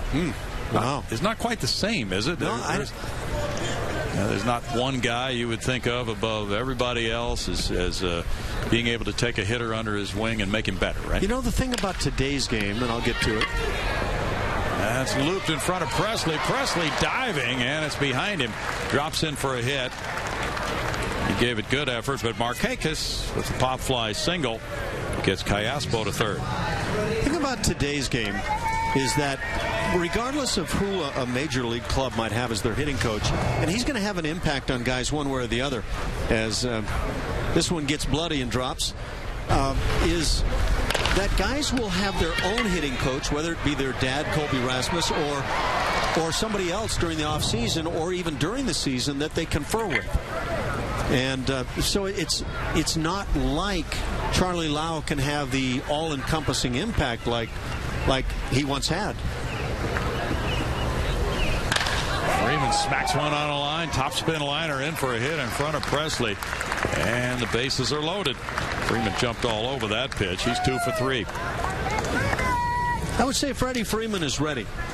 Big guy who chokes up on the bat and has a very quick swing. Has an uppercut swing. Yeah, it's an uppercut swing, but it's not an enormous swing like, say, John Singleton might take. But just land that foot and then quick with the hands through, and you could see how much he choked up on the bat. That's a good point you're making. Ted Williams would probably like the trajectory of that swing, a slight uppercut. Yes. Yeah, and then there are other guys who would hate it. Almonte's 2 for 2 with an RBI. Walker. Greg Walker? No, the Matty Allou's. Harry Walker? Harry Walker back in the day wanted that chop it, hit it the other way kind of a stroke, at least for the smaller, faster hitters. Right. I don't know what he taught with the guys that were lumbering. Well, I've been told he taught everybody to hit the same way. So he wanted Ted Kluszewski then to chop one to the left side and run like crazy, huh? Couldn't you see that little talk strategy session? Now, Ted, you should be able to get at least 25 infield hits this year. Ted, I want you to get a uniform that covers those gargantuan biceps of yours and do it my way. 2 balls and a strike. So obviously no one size fits all. No. Will work with a hitting coach. Well, I think that's one of the huge keys. Baseball, it varies from guy to guy, and it's not like Rod Carew could be taught to hit like Ted Williams. But if it works, you don't mess with it. Tony Gwynn, another guy that just wasn't going to fit into some of the molds. True. Yeah, there were some who always thought Tony Gwynn was capable of hitting for more power and should have tried. Well, the guy that had that conversation about him all the time was Wade Boggs. We were talking about it yesterday just a little bit, but Wade Boggs was a guy who didn't open his front hip. He would hit with his hands. He was big and strong, and he did it as well as you could do it. And everybody said, why not hit all the home runs? Because when he took batting practice and wanted to launch, he could hit one after another.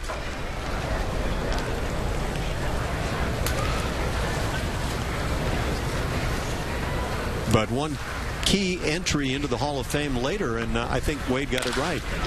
Smash off the mound, on through into center field, scoring one and maybe a couple. No, there's a stop sign for Bo Porter.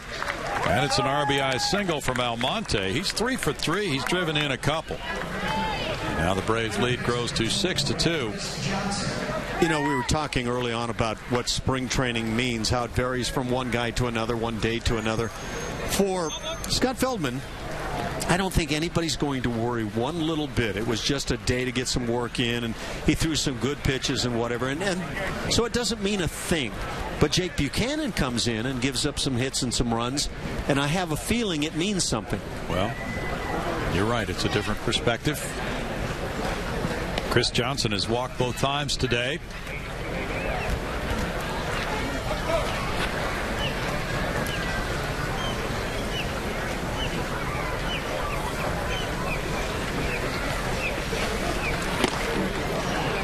strike one.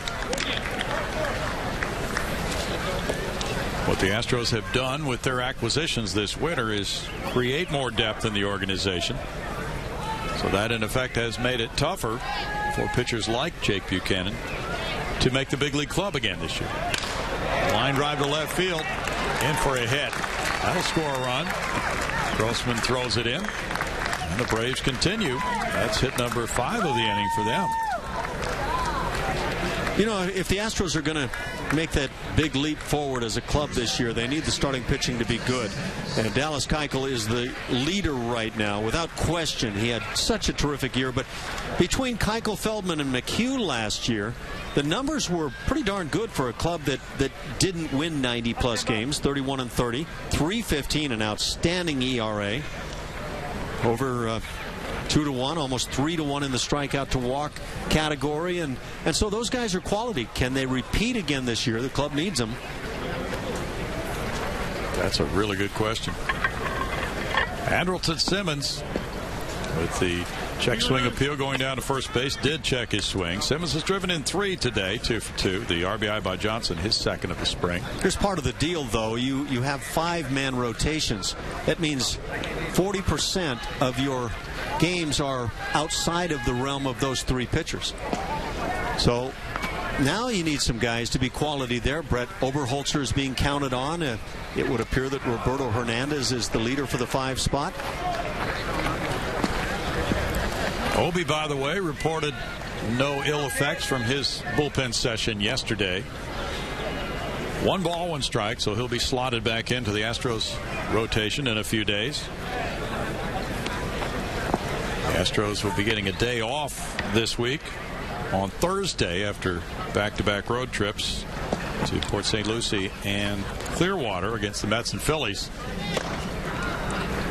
And at this point, A.J. Hinch thinks that it is becoming a grind for these players, and they really do need that day off that's scheduled. So he's not planning anything extra at all. Just stay away from the ballpark that day. That's why I kind of wondered about today's game with the rain coming down early in the day, if they might just, in an early fashion, say, let's have a day off, guys. I did too. Yeah. And the point he made in Tampa when we were there the other day was that he thinks the players are pretty well mentally fried right now, Ash. You get that way. And I was talking to Scott Feldman about 4 or 5 days ago, and he feels, and he's a starting pitcher, and that's who the long springs are all about. He felt like spring training just did not need to be the 30-plus games.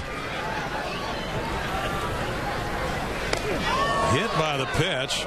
Simmons on the left wrist or hand area. He's looking at his left elbow. It appears it might have gotten him on the funny bone. And that drives in a run to make it 8-2, Ash. It's your basic slipped, got away, hanging, breaking ball.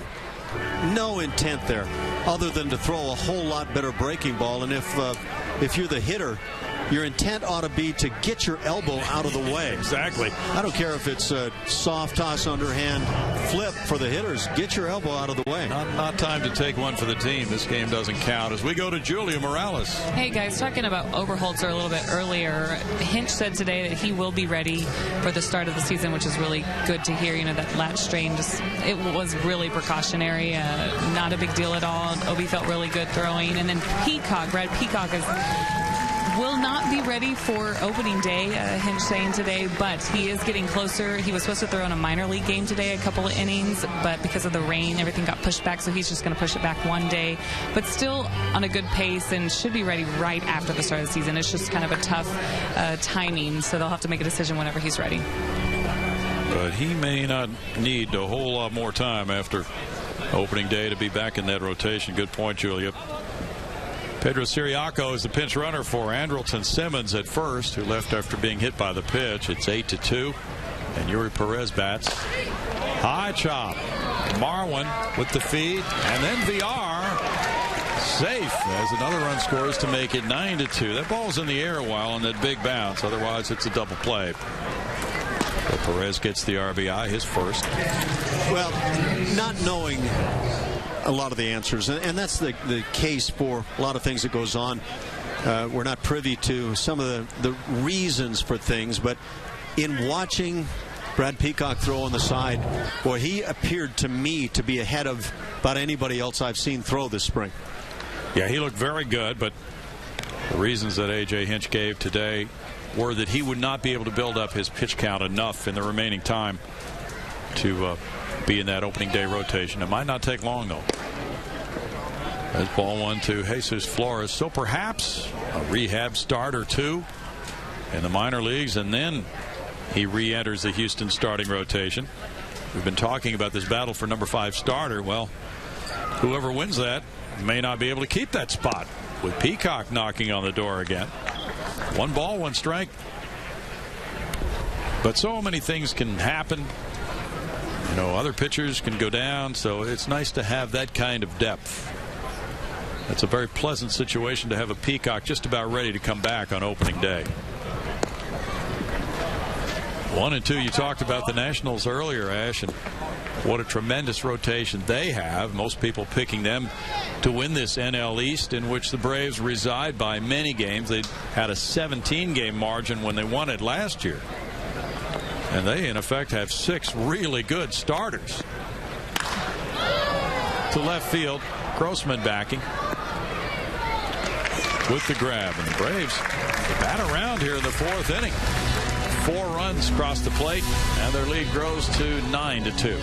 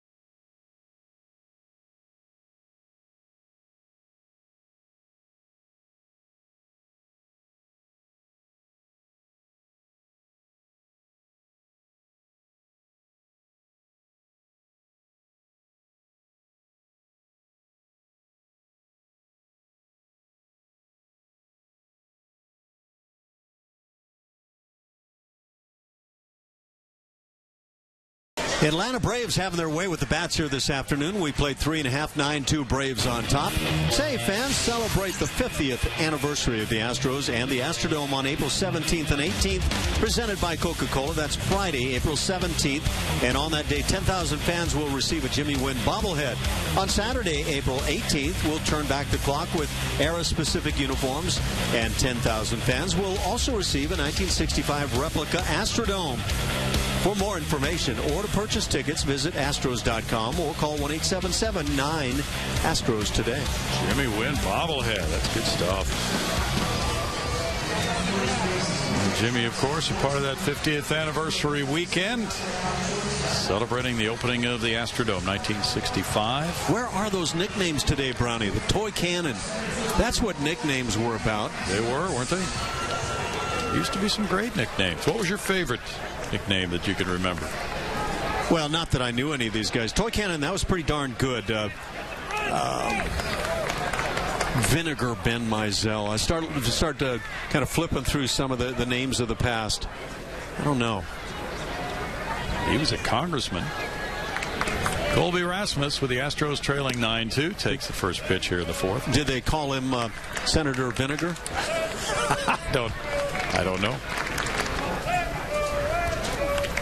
You remember where that Vinegar Bend name came? That's Vinegar Bend, I think, was where he was from, the city. That's what I thought. Yeah. 1 ball, 1 strike. Oh, gosh, help me out. Come up with some of the good ones.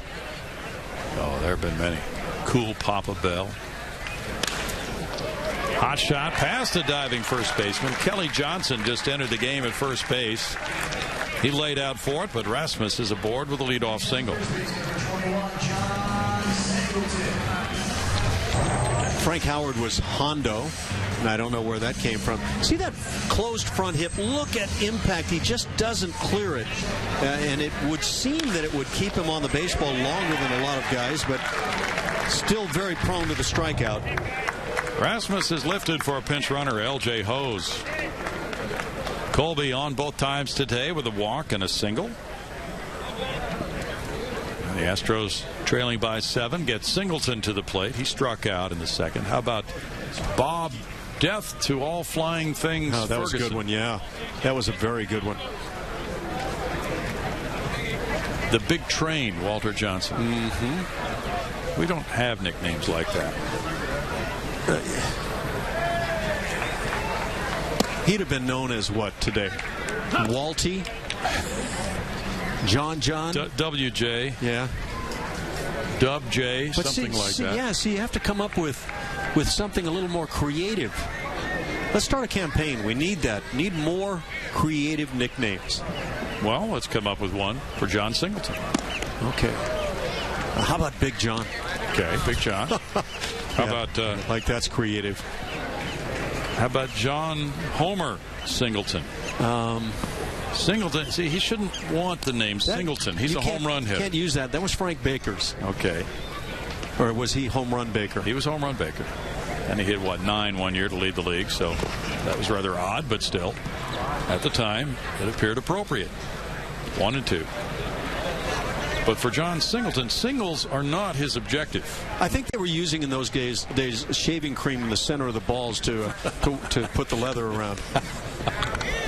Now, if he swings at this next pitch, you tell me if he's swinging for a single. John Homerton. Yeah, that's what I think it should be. Gotcha. Should he legally change the name? I don't think he was looking for the single right there, but he was trying to make contact. Russell gets strikeout number 1. Marwin Gonzalez grounded out in the second inning on that bad hop grounder to Freddie Freeman at first base. Well, with the way Singleton wears that uniform top, maybe we could call him Chesty. Well, you remember Chesty Morgan, right? No. Chesty Morgan. Yeah. Oh, we can't use that then. She was married to Dick Stello. Chesty was a female. Yeah. Dick was a longtime Major League umpire. He married Chesty Morgan. Well, I guess there's no need to wonder why. No. Soft pop-up behind the shortstop. Siriaco back a few steps. That's out number 2. So we'll stick to male players when we pick our nicknames. Now, how about, you ever see a female playing Major League Baseball? Is that in the realm of possibility for you? Just in that movie, I think Tom Hanks was a heck of a manager. League of their own. Yeah. You know that John Hudek's daughter, Sarah, is a baseball pitcher. Yeah, I have heard that from John, yes. She's going off to college this year. Yeah. In Louisiana. Alex Presley with a foul ball. There's strike 1. I'm trying to remember the story. Is she a knuckleball pitcher? No. I think she throws in the mid-80s. He was telling us on the Caravan. Huh. 83, something like that, I believe. Well, that better be crafty if you're going to make it at 83. But you have to factor in the ponytail flapping. Well, that's true. Deception could be part of her game. Well, that's pretty phenomenal. And I was chatting with John, I think on a driving range somewhere in a town near you. And I was blown away that he's got a daughter that's pursuing that kind of craft. She throws harder than a lot of her male teammates. That's foul away. 1 ball, 2 strikes.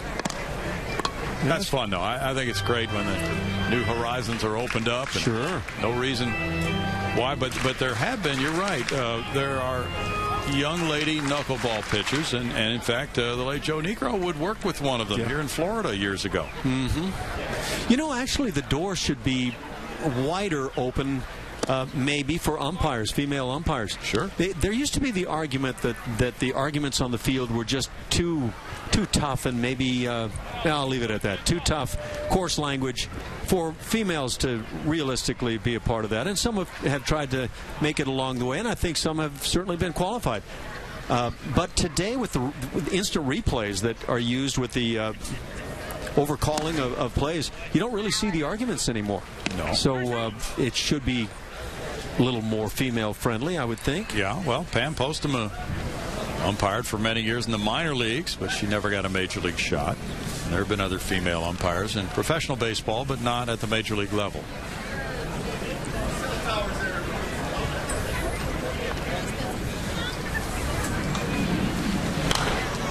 Runner goes, and it's foul back.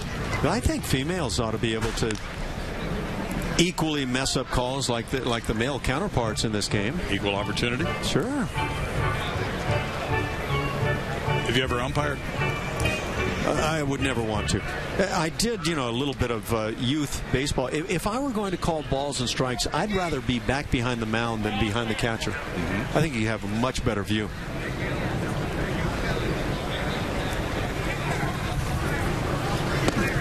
That's ball 4. Presley works the walk. Runners at first and second, 2 outs for Robbie Grossman. First walk for Russell. As you look around the baseball landscape, which teams do you think are the best teams as we head into the 2015 season? Wow. You're pushing me. Yep. Well, I think the Washington Nationals seem to have the pitching and starting lineup to be able to go with it, to be as good as anybody. Let me think on that one a bit. Do you want to know who Buster Olney predicted? Give me a moment for the Buster stuff. All right. Buster, that's going to be a nickname, right? Probably. Unlike Stretch Suba, who is actually Stretch Suba. Yeah, that's his actual name. Buster Olney has made his predictions. Has he? For the World Series teams already. I cannot think of a team who I would just say looks better to me than Washington. Well, he can. It's a bit of a surprise, though. He's an expert. Let me have just a moment more to see if I can come up with what Buster decided. Well, as you look at the American League, let's think about your favorite team there to win it. Well, my favorite team would be the Houston Astros, but I don't know that Buster went that direction. No, he didn't go there. Okay, so Baltimore has given up Nick Markakis, but they do have Bud Norris. Wow. Don't tell me he said the Toronto Blue Jays, please. No. Okay. He didn't. Well, my goodness. The Hamilton-less Angels.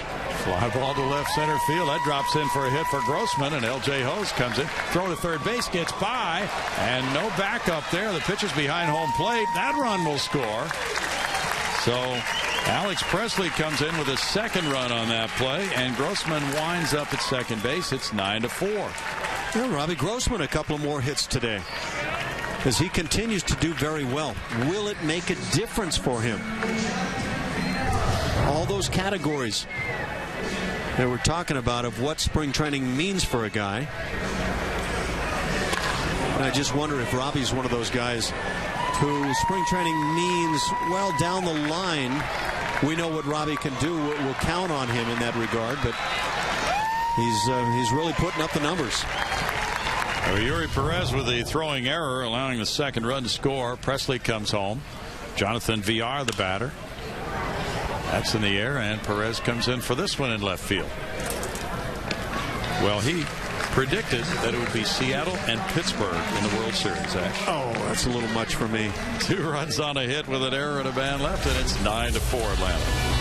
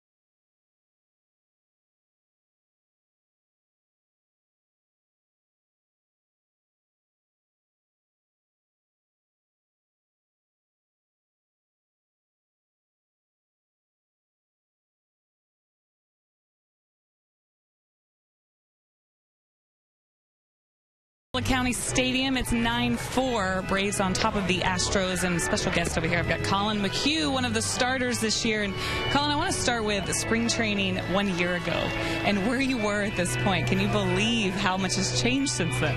Yeah, I mean, it's pretty cool. It's nice to be considered one of the 5 guys who's going to get the ball. But yeah, I remember, I mean, like a lot of these guys throwing today and have thrown in camp so far, you know, kind of fighting for their roster spot. I remember what that was like, and it wasn't that long ago. And so, you know, it's nice to have a little bit of competition, have people come in and you know, really kind of giving you a little something to go for here in the spring training. But yeah. Any advice that you give these guys? You just kind of sit back and watch it happen? How do you approach this situation?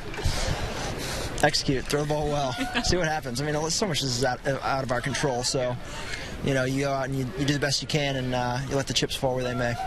Well, how has spring been for you? We can look at the stats, but we want to know how you feel. I feel good. I feel really good. My body feels good. Arm feels pretty good for this point in time in the season. Yeah, it's just at this point, it's just about getting ready, getting your innings in, get your pitch count up, and you know, try to sharpen up a little bit, get ready for opening day. We like to look back at your year last year. At points just seemed magical, the run that you went on. And we give a lot of credit to pitching coach Brent Strom for what he was able to do with you. How much was it him and how much was it you? I mean, did you guys just work well together? Or 95% him. Definitely. 95% Stromy. Yeah, no, he was great. He's been around the game for a long time. He's got a lot of good insights into how to throw guys, how to approach hitters, some things that are a little bit outside the box from what you've been taught, you know, growing up, which is good for me to hear, and kind of good for me to get a different perspective on things coming from where I came from. So yeah, he was amazing. He's still working with us every day and getting guys better. Well, what's important for you this season? Last year, I remember every time we faced a team, it was your first time to face a team. So, you know, what's going to be important for you as far as the adjustment goes? You know, I've said this a couple times at this point, but I think it's going to be on the hitters and on other teams to make adjustments to me. And when they do, then we'll start making the adjustments that we need, the necessary ones. But for the most part, I feel like we've got pretty good game plans going out there against teams, and if we can execute those game plans, our chance of success goes way up. And you know, I trust the guys behind the plate this year. We got some really good guys. Jason's coming back. He knows me. He knows the staff really well. And Hank's coming along really nicely. He's really eager to learn, and yeah, he's just on top of it. So I feel confident with them back there, and yeah, if we can just execute a game plan, we're gonna have a good shot.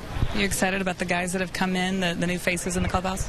Yeah, we've got a really good crop of new guys that are in here. You know, it's tough to see some guys go that you've played with for a little while, but you know, being able to get some veterans in here, like, you know, Gregerson, Neshek, and Thatch, and you know, Roberto's in here now, and just, you know, years of experience that you can't really substitute. So you know, I'm going to pick all of their brains and try and get as much information as I can from each of them. But they're great clubhouse guys. It's going to be a fun time in Houston this year. I keep reading a lot about you doing a lot of reading. What are you reading right now?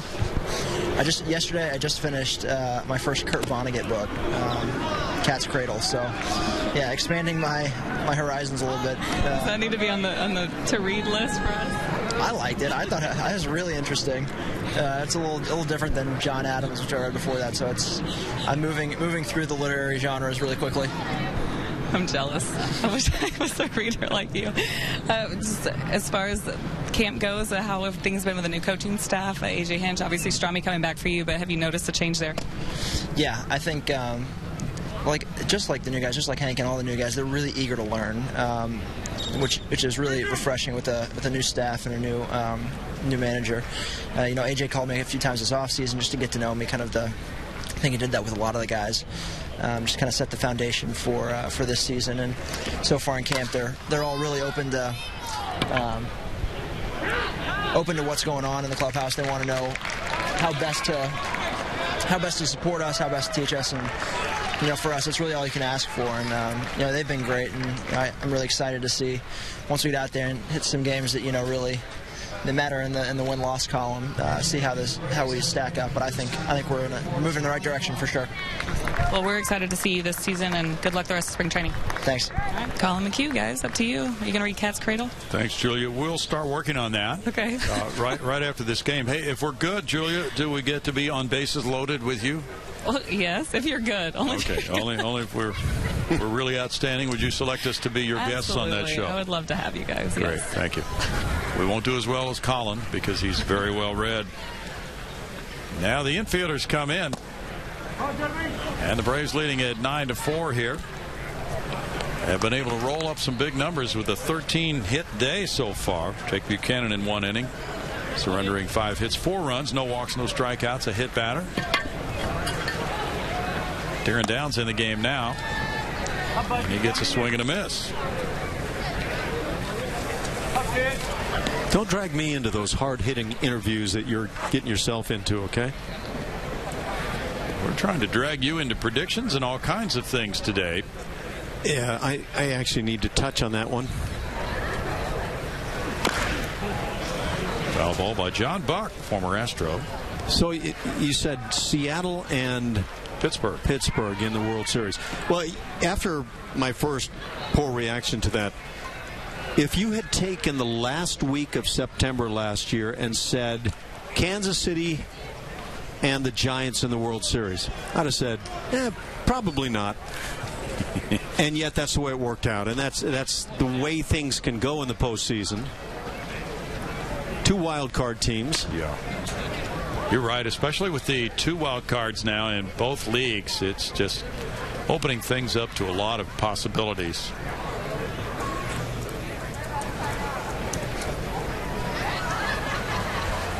And repeating is so difficult. It's been passed around the last few years, even though the Giants have 3 of the last 5 World Series. The World Series participants have been changing quite a bit. They're right there. Talk, kid. They're right there. Yeah, the Pirates, that's a bit of a surprise pick by Buster Olney. Wonder why he feels that way. Don't know. Shot goes foul. One reason I would imagine would be he must be a big Andrew McCutchen fan. Sure. And who shouldn't be. I agree with him, though, on Seattle. I think the Mariners are stacked. They have Nelson Cruz. I think he's going to be a major addition. Seth Smith, they've lost Smoke and Saunders, but their pitching staff is excellent as well. Yeah, we'll see how well they're able to stay healthy. That seems to be as big a key as anything. That is huge. So important. So in that regard, how in the world could you make predictions without knowing about that health of teams? It's lunacy, Ash. Craziness. You're using hard words.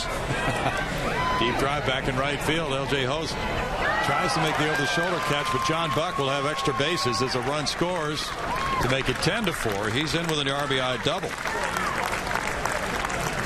That prevailing wind here in Osceola County Stadium to right field, no doubt an impactor on this fly ball. And LJ had a ball that I imagine you should say this ball should be caught.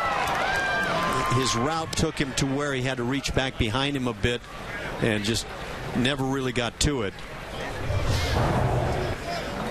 I don't think Peyton Manning would be happy if he made that throw and it wasn't caught. Okay. Freddie Freeman has a pair of hits. He's scored 2. He has driven in a run.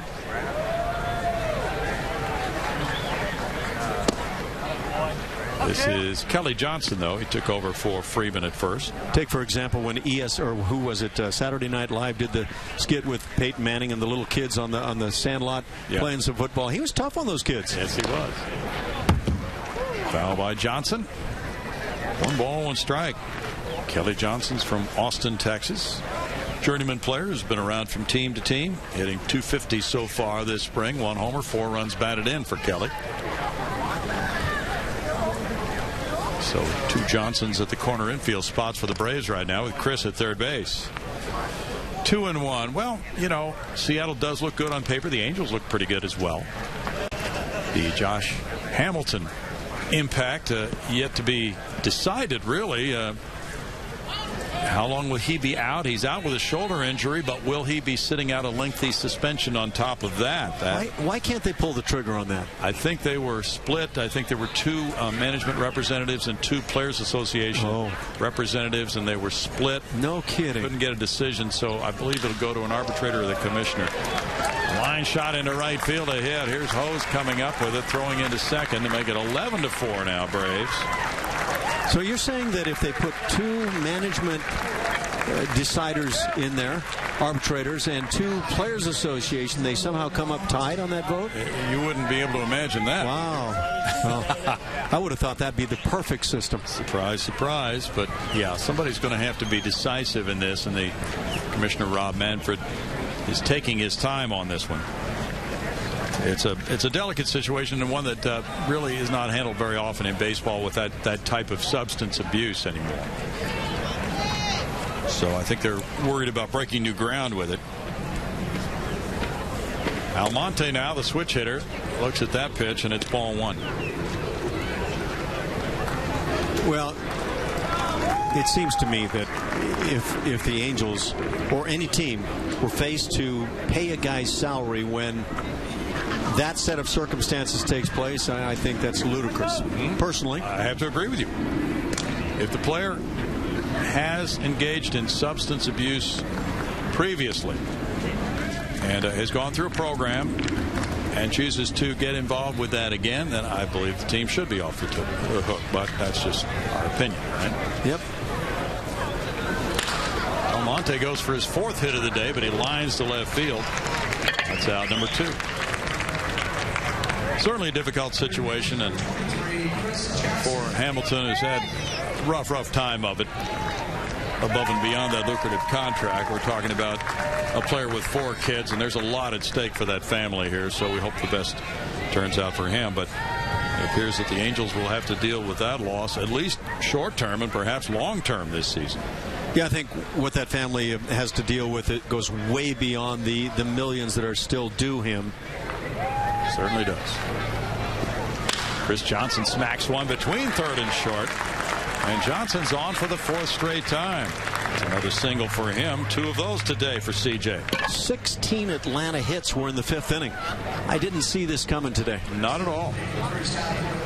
The Braves have their base just a few miles away from here, which made it convenient for them with the rain this morning to hold off for a while to see what the weather was going to do and then come on over. And I believe they hit in the inside cages here at the Astros complex, which means they didn't really miss out on any work.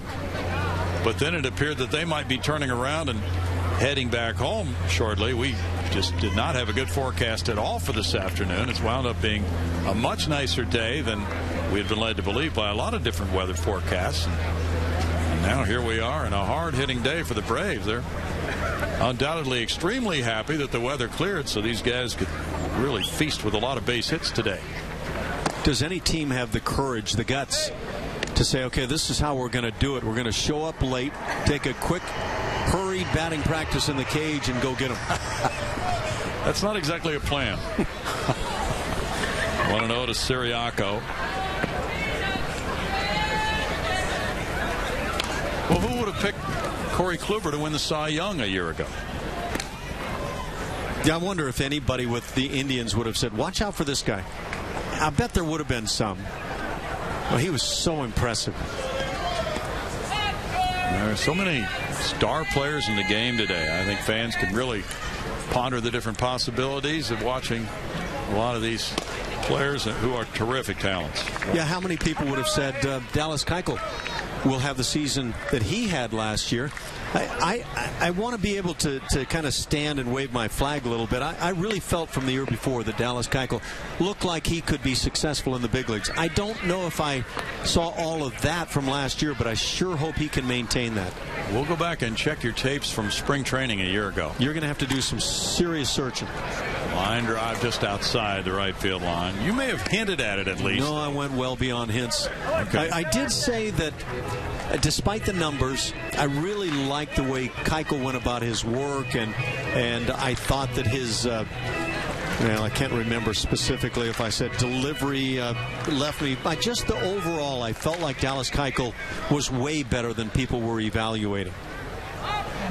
He begins 2015 as a very confident lefty. There's a line shot to right field. Another one of those today. This one gets by L.J. Host, goes all the way to the fence. 1 run home. A second run will score on the play. And winding up at third, Pedro Ciriaco. This is a Braves rout today.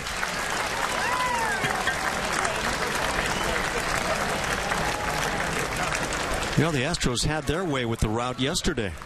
Yes, they did. A lot of hitting against the Pirates. This is awfully nice hitting. Freddie Gonzalez ought to be encouraged by this game, but the fact of the matter is in baseball, you can get yourself 17 hits or more, as the Braves will put up today, and the next day you can get yourself shut out very easily with 2 or 3 hits. 13-4 Braves. Yuri Perez stepping back in against Darren Downs. Flores is on deck. 2 outs in the inning. The Braves, if they get Perez on, would be batting around in the frame. And they already did that in the last inning. Now Brent Strom coming out. Brian McTaggart is quoting Scott Feldman on Twitter, saying that Feldman joked about his outing today. Scott, in 3 innings, allowing 7 hits and 5 runs, saying, "I felt like I had never pitched before." That might not be all that bad in spring training, you know what, Ash, for a starting pitcher to struggle that way and sort of get determined and regain his focus. As you said, to a lot of these veteran players, spring training seems quite lengthy. I'm actually surprised those words came out of Feldman's mouth today, because I thought he was better than the result, but you also don't know how a guy is going to go ahead and spit it out when you do have a rough statistical day. That's another extra base hit. Now an RBI double to left. Perez makes it 14-4 Braves. The second RBI of the day, scoring Ciriaco. The Braves are hitting the ball about as hard as the Astros did yesterday, as you pointed out. Yeah, just be glad this is spring training. Everything they swing at right now is sometimes they're just walking up to the plate, stepping in the box and raking. And you can't account for days like this necessarily, but they're going to happen. Yesterday the Astros beat the Pirates 14-2 here. They had 17 hits. The Braves have already topped that with 18. Strike 1 to Flores.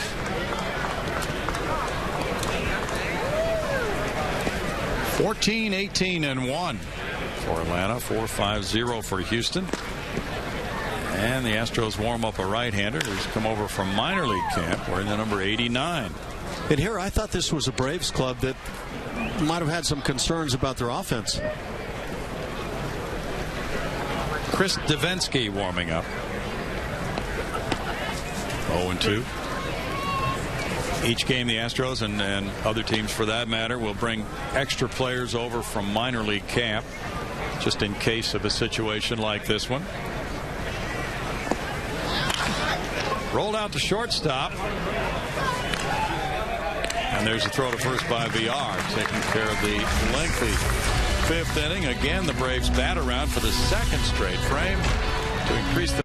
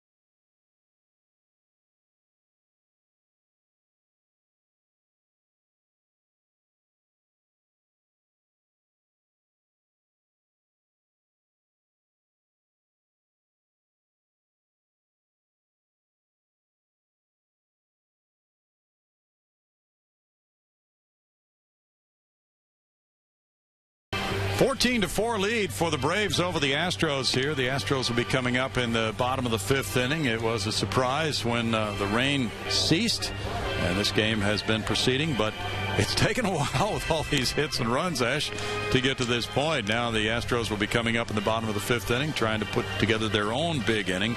Evan Gatis will be batting second behind Valbuena, and then the catcher spot due up.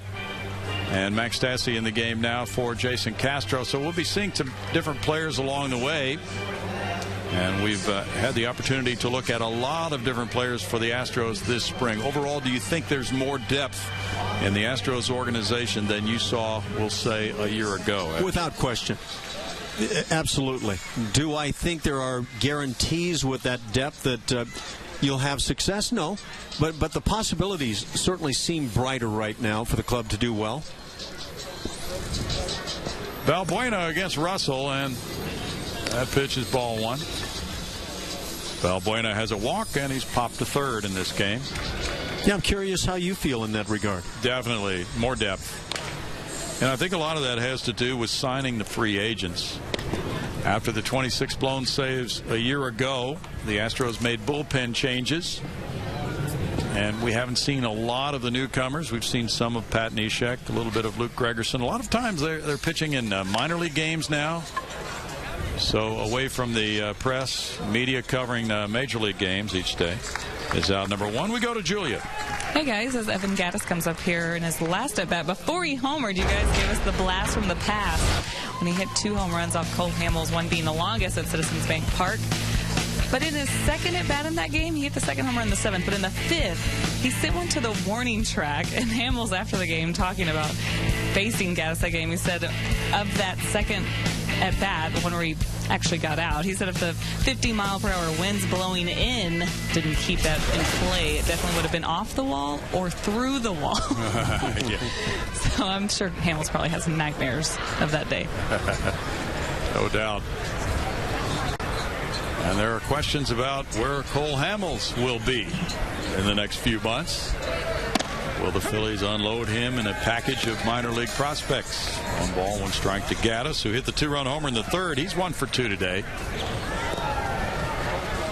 So with the Braves retooling and the Phillies with an older club looking for prospects, the NL East might be pretty easy pickings for a club like Washington. And some people are picking Miami to be a playoff team this year, Ash. Well, they've spent some money, have the Miami Marlins. That's a big overcome that I think would take some injuries to the Nats to make happen. They've got some good arms on that pitching staff with Miami. Yes, they do. 2 balls, 2 strikes. They should get Jose Fernandez back at some point this season after his surgery. Who would your favorite be in the NL Central? You like the Cardinals? I don't know when you don't like the Cardinals. After hearing that the Pirates are going to be in the World Series, I might have to take them. But the Cardinals are just, what an organization. They seem to be loaded up with what it takes year after year. And I like Mike Matheny as a manager.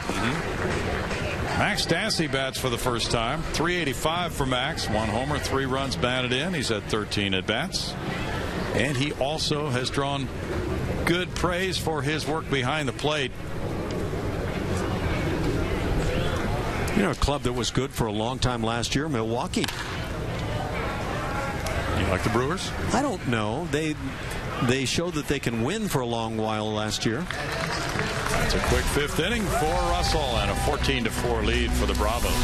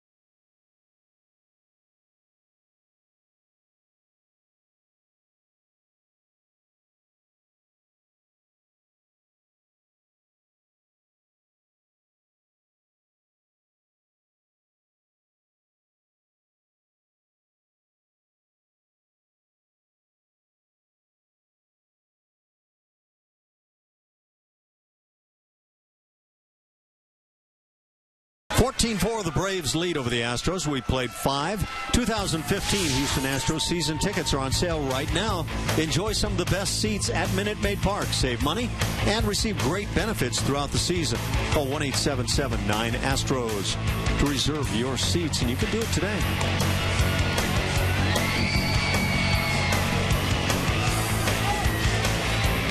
I think that actually said 1-877-ASTROS-9. So test that one out. Just see if that works for you. But I'd be out of digits by then.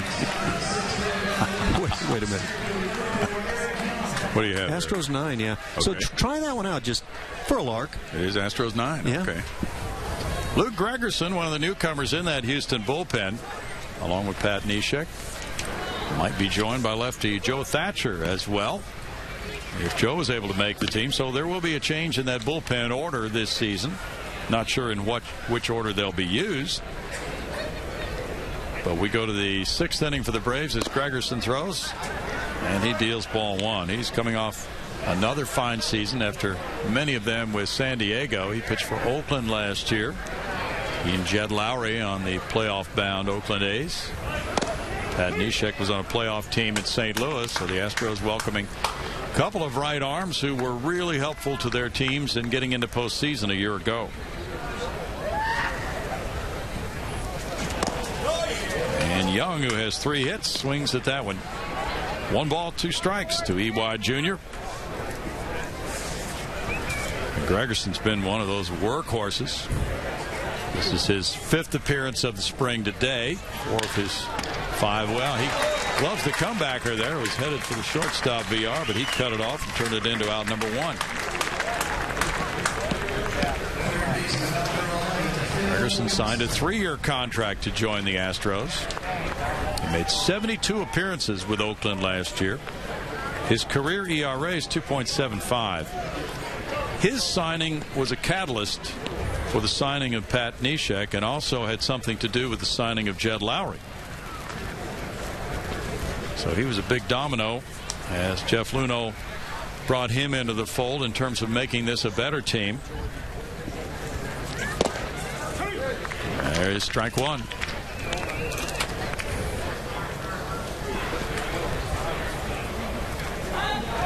Gosselin's the batter for Atlanta. He smacks a line drive to center field. That loops in for a hit. I want to know who's been throwing batting practice for these Braves. That guy's good. Really, he is getting some solid contact, isn't he? John Buck will be up next. The Astros drafted him. Traded him to Kansas City in a big deal. He's moved around since then. He hit a home run here a few days ago.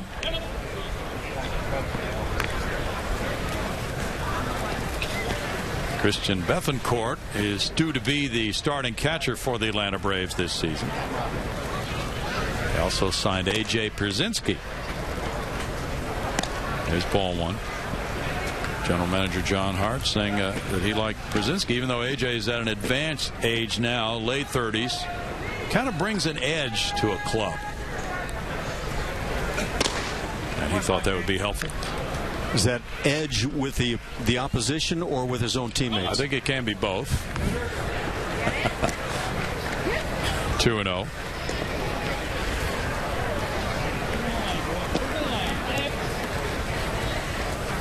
Boy, it's part of a GM's job to know the clubhouse mix, though, isn't it? Yeah, and does it matter? You know, usually a team will win and they'll talk about, oh, what a great bunch of guys. We just we blend together well, and everybody's got everybody's back. I don't know. I've been there, and you have friends and you have others that you don't hang with a whole lot. The Oakland A's certainly didn't need to be buddy-buddy when they were having some great clubs years ago. Well, they were decking each other. Yeah, sometimes I think that in their case, that might have brought some real camaraderie for, you know, your different groups of guys in the clubhouse. It might. Jose Cruz was one of the best blenders I've ever been around, a guy that just kind of made everybody laugh together. We had a huge game, number 163 in 1980. out in L.A. We had lost 3 straight to the Dodgers that blew the 3-game lead going into that final series, and we needed to win that final game. And I didn't know what was going to be said going to the ballpark that morning by Bill Verdon, and instead of any kind of clubhouse meeting, we got into the clubhouse and Jose Cruz got up on a table and started dancing for everybody, and it brought the biggest laughter and a win that day. And you know, it comes in various forms. That's 5-4-3 as the Astros get a double play started by Gregorio Petit to end the top of the 6th inning. No runs, a hit, nobody left. 14-4 Atlanta.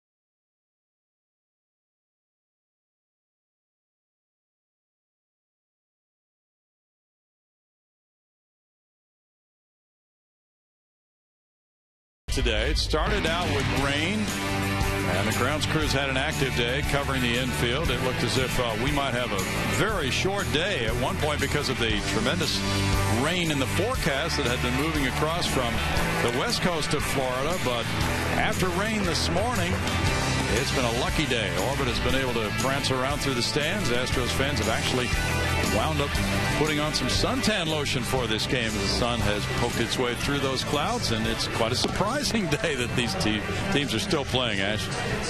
Yeah, the Astros don't feel real sunny about things, I don't imagine, with their disposition right now, but Atlanta has found it much to their liking, that's for certain. By the way, with Orbit, what was he named mascot of the year? If he wasn't, he should have been. Yeah, I was actually kind of wondering, looking at him, if any of that's gone to his head. He hasn't gotten a big head over the thing, has he? That would never happen. James Russell still on the mound for the Braves. He's pitcher number 3 for them. L.J. Hose leads it off in the Houston 6th inning. He took over for Colby Rasmus in this spot in the lineup. There's strike 1, but he went in to play right field, as it turned out.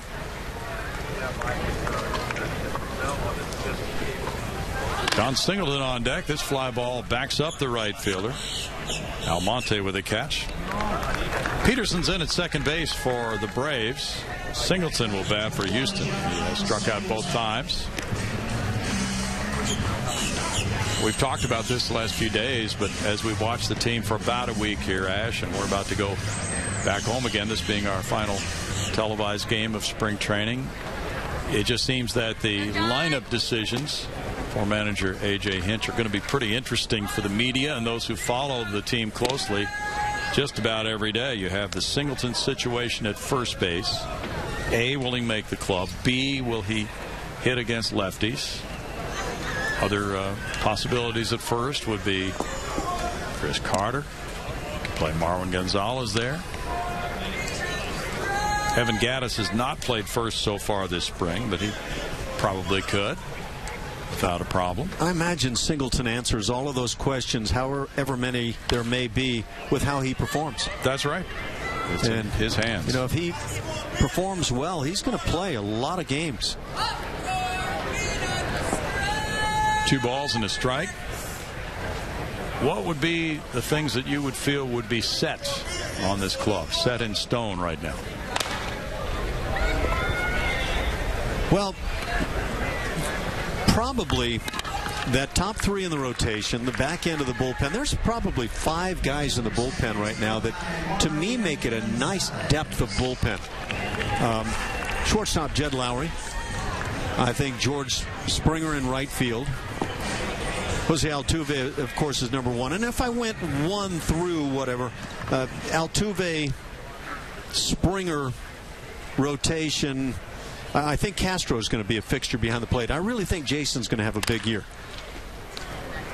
Foul by Marwin Gonzalez. But a lot rests on Luis Valbuena. Yeah. And maybe even Jake Marisnick. I don't know to what extent they intend on using Jake right now. Defensively, he can play. He can flat play in center. That one gets on through and into left field.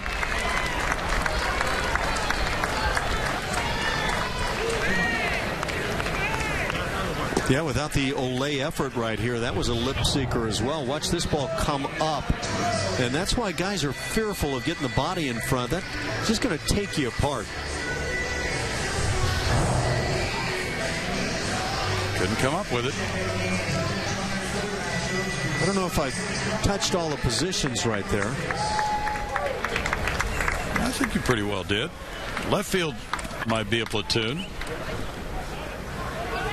Marwin coming out for a pinch runner as Presley's the batter. You know, if I said, what do I anticipate this year? I anticipate that Jose Altuve is going to have another outstanding year. Don't know if it'll be as good as last year.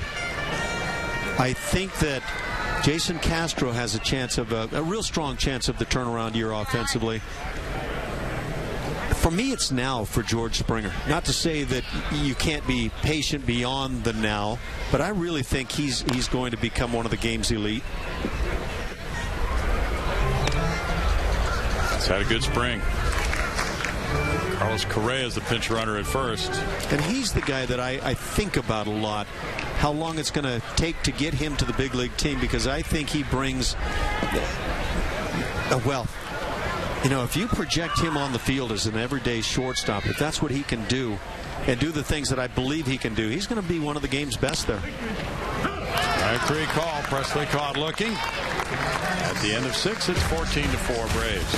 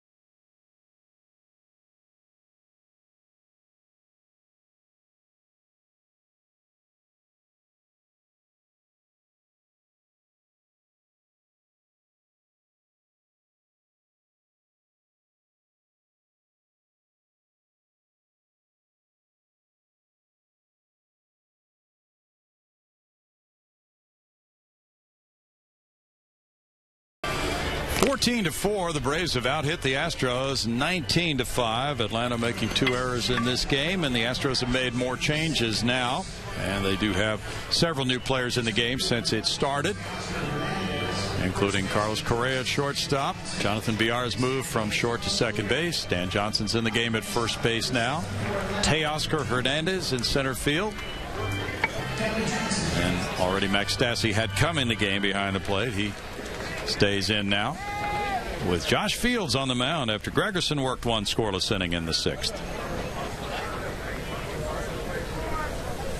Fields should be an important part of this Houston bullpen. Kelly Johnson leads it off.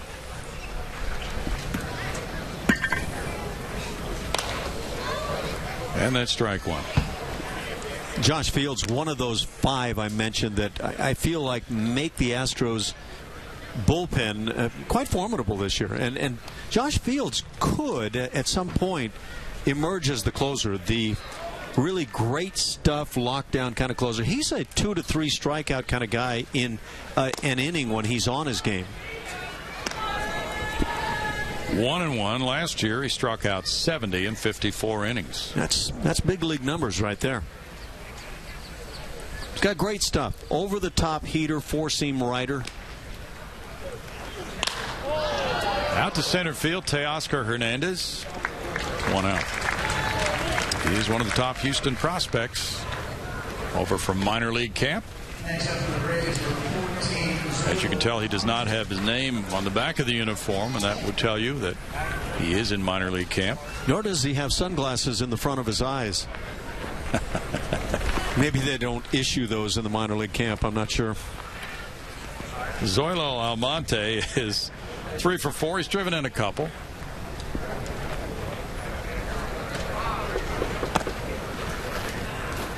That's ball 1 to Almonte. That was a quiet take of the curveball when you have to be aware of the heater. Opening day, 2 weeks from tonight. Do you have any special opening day memories, Ash? Oh, dear. You know what? If you go 1 for 3 and draw a walk, that's a really nice one. It's always about getting that first hit for the position players. I don't know exactly the way pitchers look at it. I know you want to have a good one. Don't know that well, you know, there was that opening series in '79 when I first became a member of the Astros, where I think the Astros won all 3 games. Ken Force threw a no-hitter, and I think the Braves might have left town with 4 or 5 hits as a club after 3 games, and it was so thoroughly impressive. I'd have to kind of throw it in that 3-game series for me. Well, that's about like that series in '86 with the 2-hitter, the 1-hitter, and the no-hitter. Yes. With Mike Scott's no-hitter. Now A.J. Hinch is coming out along with Brent Strom, so evidently something going on here with Josh Fields. Well, you hate to have anything go wrong with anybody. This is a guy that could mean so much to this team. Assistant trainer Rex Jones is out to the mound. Rex had announced a few days ago this will be his final season. Josh was on the DL last year. Boy, just points up, you know, when the appearances start to pile up, and last year he had 54 appearances, but looking at guys like Luke Gregerson, who have many more than that, how many opportunities there are to go out there during a lengthy season, and Fields is coming out of this one. Well, I don't like this. No, sir, not a good sign. It is 14-4 Atlanta. We'll be right back.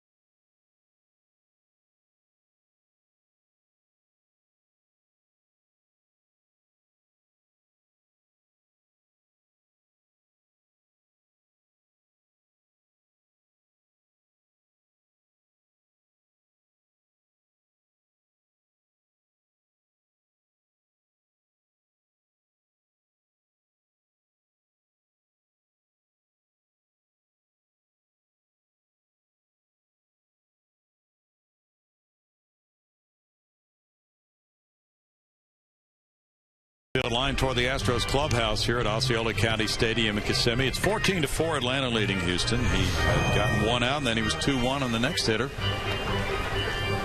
And He's come out of this game now. We were not aware of any previous problems with Josh. Don't know what this injury is. But of course, during spring training, all clubs are ultra cautious when it comes to dealing with injuries.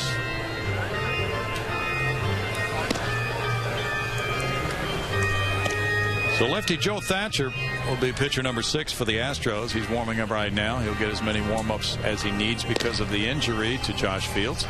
In his career, he's won 3. He's lost 13 with a 3.40 ERA, but a great strikeout to walk ratio in 8 major league seasons. He's a non-roster player, 33 years old, from Indianapolis. He went to Indiana State. Last year he was with Arizona and the Angels, pitching 53 times.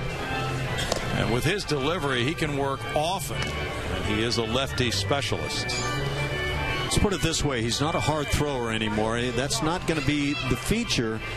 But dropping down as a left-hander should be effective against left-hand hitters. Well, he's trying to become that second lefty in the Astros bullpen. Tony Sipp being lefty number 1.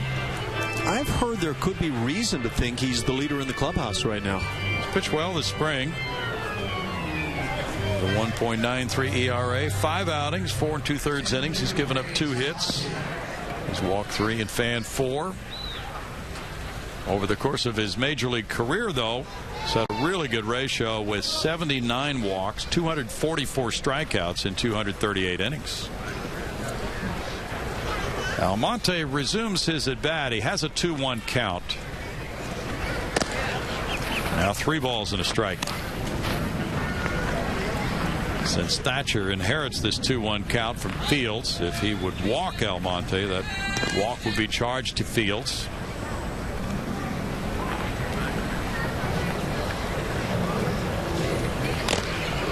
And a foul ball takes it full.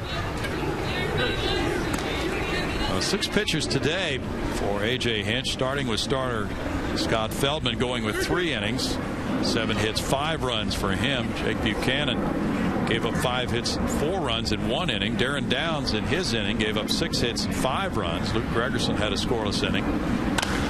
Bouncer first base, diving stop. Johnson, he gets to it, throws from the knees. What a good feed for Thatcher for out number 2 in spectacular fashion. It's a whale of a play by both guys. Joe Thatcher, don't know if he got a great break from the mound, but he was digging with all he had to get to the bag to take this feed. And then it was bang, bang. You can see he broke, but it's that left-handed inclination to fall to the third base side that slows a guy down a bit.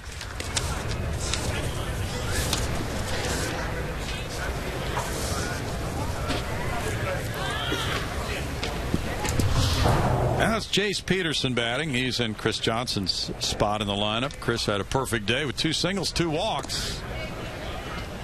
Ball 1 to Peterson.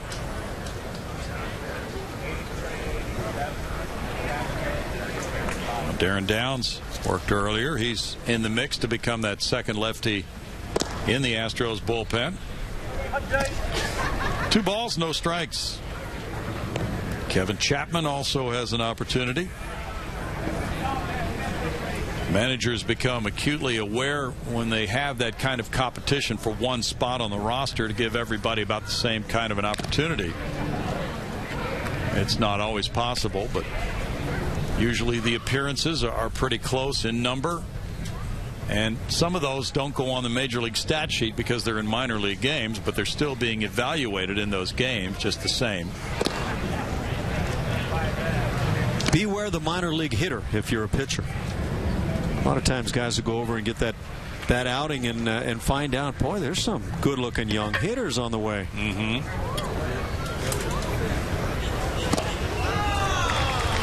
Peterson with a swing and a miss, and the count goes full. In Thatcher's case, he has a long major league resume, 362 appearances. Lifetime, he's pretty good. Not great against left-hand hitting. 230 is the lifetime batting average against. Peterson walks. So these lefty-on-lefty confrontations are looked at with a lot of credibility to them, because that would be the situation quite often if he made the Houston bullpen, in which he would be called on to do well. Yeah, you're right. It's another one of those categories of what means something during spring training. I think left-handed pitchers, especially out of the bullpen, are getting viewed very closely when they face the left-handed bats. Siriaco's the batter. That's strike one to him. And Tony Sipp is not considered a lefty specialist. He has the kind of stuff that's effective against right-handed hitters as well. So with the second lefty in the bullpen, there might be a time with, we'll say, 2 outs in the 6th inning when he would come in with men on base to face one batter, a left-handed batter. Foul away, 0-2. I think Tony Sipp was one of the most successful performers on the Astros club last year. He was.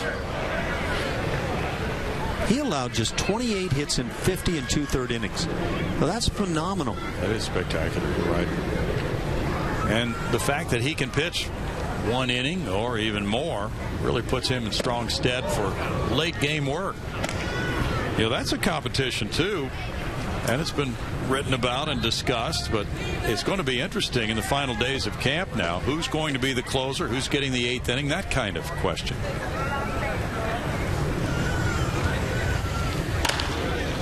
Fouled away. Chad Qualls was the closer last year, but with the newcomers added to the bullpen since then, and Thatcher could be a part of that picture as well. That opens the possibility that perhaps Luke Gregerson could be promoted to that closing spot.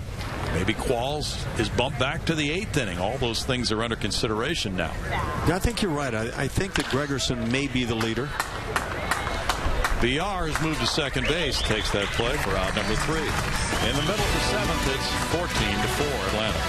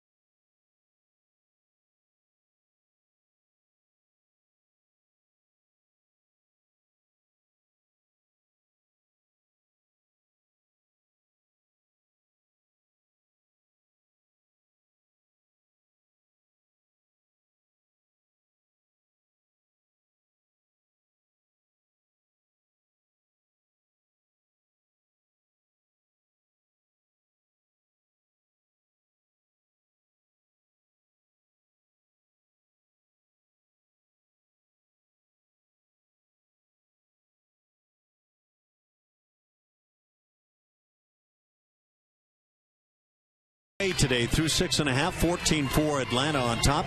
MLB.TV Premium, the #1 live streaming sports service, is now available. Join the millions of subscribers. Watch every out-of-market game live in true HD on over 400 devices. Visit MLB.TV for your details.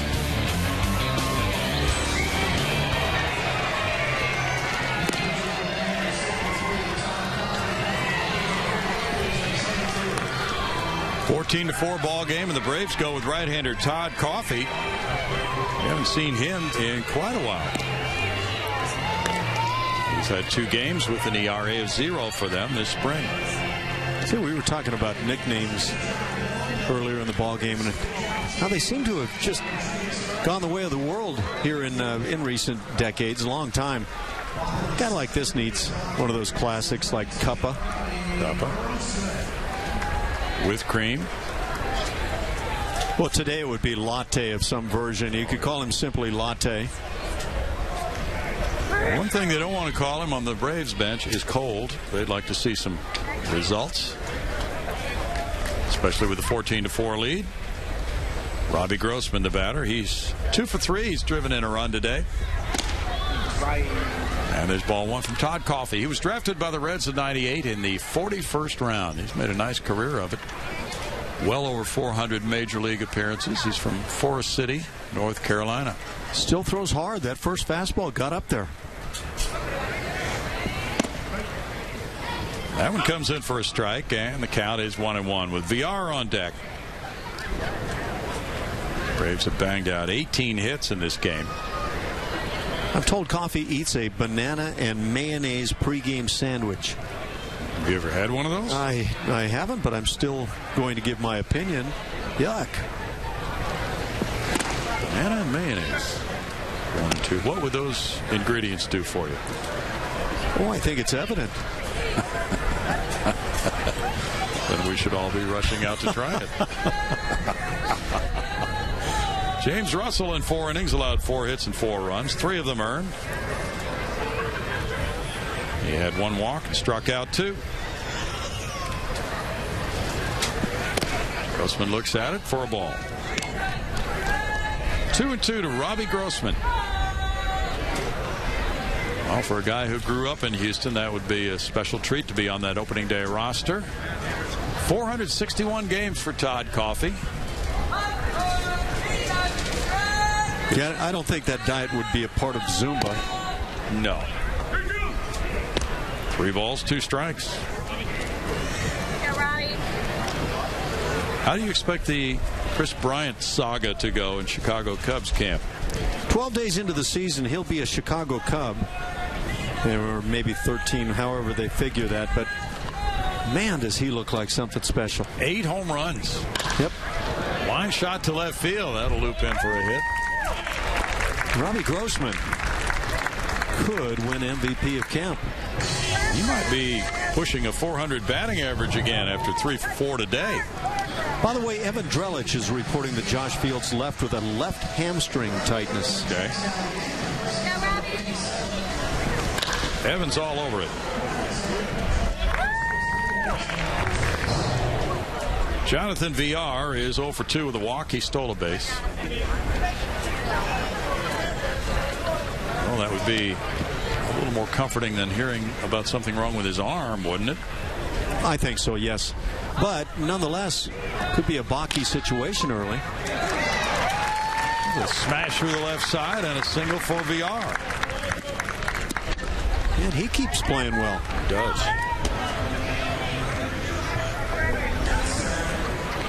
I bet you A.J. Hinch right now would tell you of VR. He's looked really good. Certainly a guy that can help this team. And he comes out for a pinch runner. Gregorio Petit will be the batter.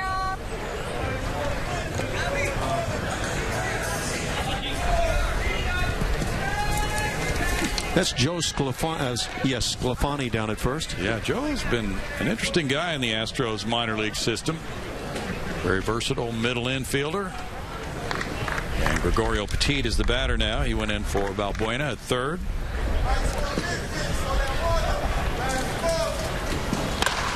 He smacks one foul. Past the new third base coach, Gary Pettis. Strike 1.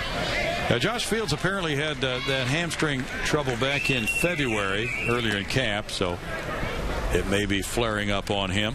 Well, that would seem to make it a bit more alarming for me. If it reoccurs, then it can do it again.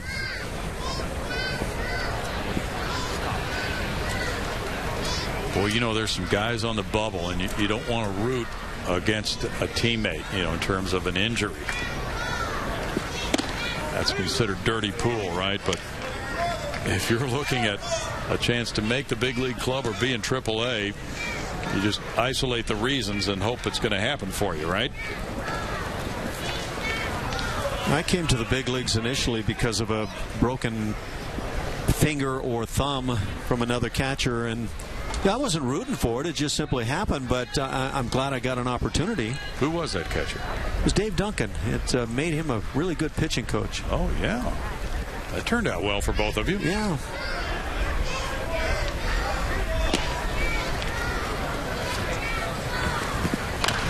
Bouncer foul. You know, he was one of the top pitching coaches for so many years, and now I believe he's in the Arizona front office or special advisor. Yeah.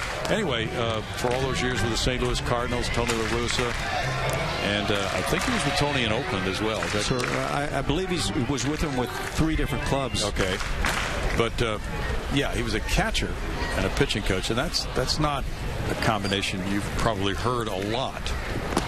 But it certainly worked well for Dave Duncan. Astute guy, and I could see how he could, through his catching experience, carry some ideas with him. Oh, yeah. Still 0-2 to Gregorio Petit. He served the Astros well last year, got a chance to come up from the minor leagues.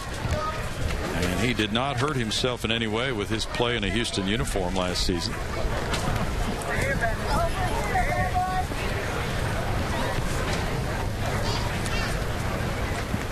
Venezuelan-born player.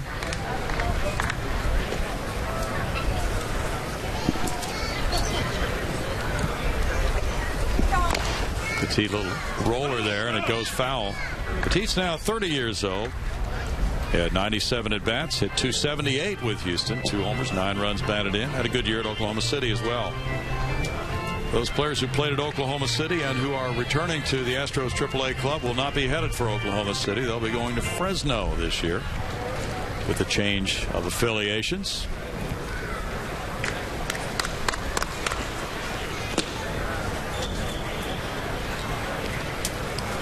Used to be good proximity for a call up to the Astros to go from Oklahoma City to Houston if both those clubs happen to be at home. That's thumped foul, but now it might be close if the Astros are in Oakland and Fresno's at home. Seattle maybe. Anaheim. Going to take a little more time though if they have to travel from Fresno or one of the PCL cities to Houston. Or if the Astros happen to be on the East Coast, that's going to be a little lengthier trip.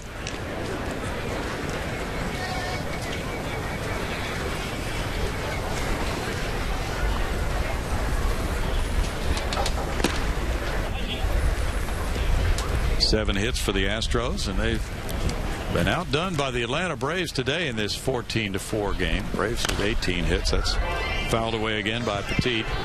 Matt Dominguez is on deck.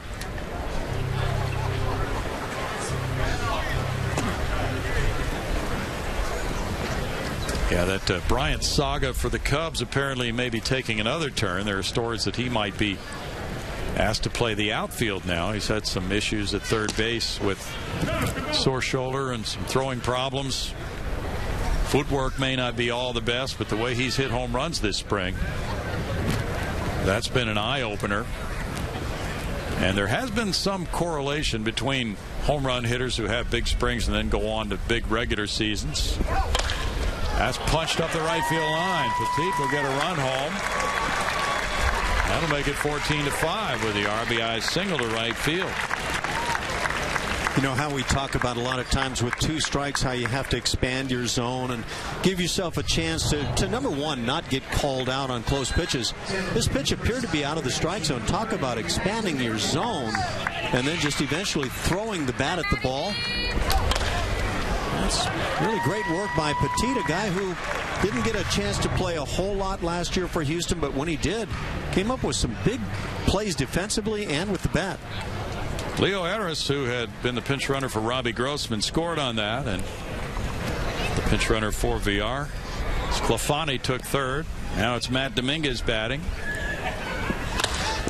Domingo puts one in the air to left center field. Sclafani back to tag at third base. And on out number 1, he will waltz home. Make it 14-6. Sacrifice fly for Matty D. All you can do is something with what you're presented. And for Matt Dominguez, that was a good swing. Nobody out, man at third base. He took a good swing, tried to drive one out, see if he could create that 3-run home run in the process. He makes an out, but he drives in a run. And I think you look at this at bat, watch the swing. Very aggressive, let it fly, and just missed it. I count that as a good AB. It's his first RBI of the spring. He has had 28 at-bats. Max Stassi Bounces one to third. And that's one out. And the turn by Peterson takes it a 5-4-3 double play. 2-run scoring on 3 hits. After 7, 14-6 Braves.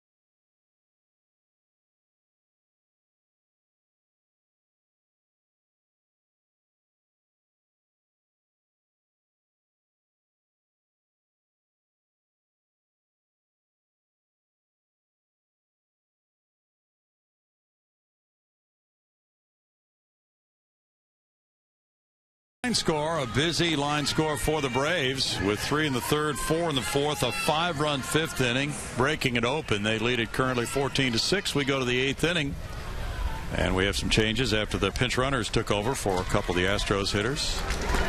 Joe Thatcher is not one of those changes. He's back out to work the 8th inning after getting 2 outs after the injury to Josh Fields in the 7th. Leo Eris has stayed in to play left field. And Joe Sclafani has stayed in to play second base after both of them pinch ran in the top of the inning. There's Eris in left field. Took over for Robbie Grossman. Carlos Correa in the game at shortstop still, and Gregorio Petit at third. There have been many changes along the way for both of these skippers on a day in which it has started with rain, and now it will end with a very nice afternoon. Pleasant surprise today, Ash. I think you'd be agreed that we thought, well, maybe it gets underway, but based on the agreement between the two clubs, we didn't think it would go long. We thought some rain would pull everybody off the field, and once they did that, it was going to be the end of the day. It just hasn't happened. Well, surprise, surprise. We had one forecast, and it didn't prove true. Yuri Perez, the batter. He's 1 for 3 with an RBI. There's ball 1 from Thatcher. But that's not a bad thing at all. It's supposed to be a little bit cooler now in the next few days.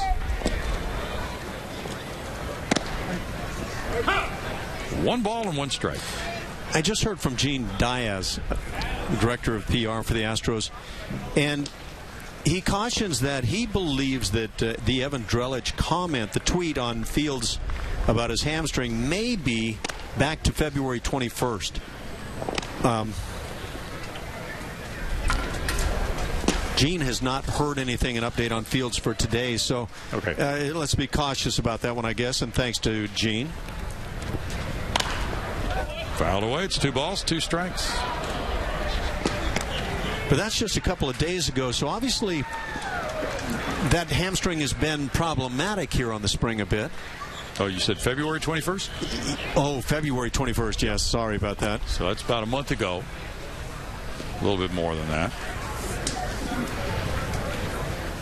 Well, curious why that would come back up again. 3-2 the count. Well, the pitchers have all that running when they get to camp, and of course they do prepare for it over the winter, but still there's always something about putting the spikes back on, doing the pitching and the running and in the heat and things like that, that it's tough to be fully prepared that everything might happen and go extremely well in a spring training, right? It doesn't happen for everybody. It's a leadoff walk.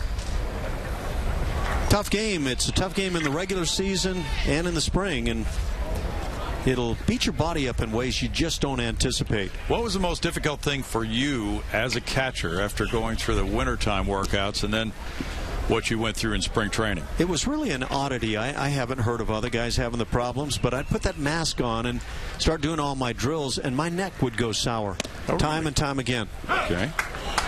And toward the latter years of my career, it would take a week to 10 days to get to where I could really move it reasonably.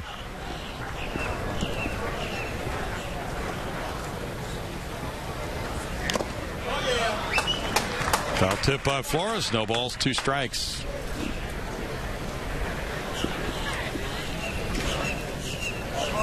We're talking about guys who have big home run seasons in the spring. Ryan Howard did that in 06, and then he hit 58 bombs that year for the Phillies. He hit 11 that spring. Flores strikes out. Of course, he's a guy at that time that you could have easily anticipated that about. Right. Now, you know, you get some of the youngsters doing it, and you don't really know what to expect.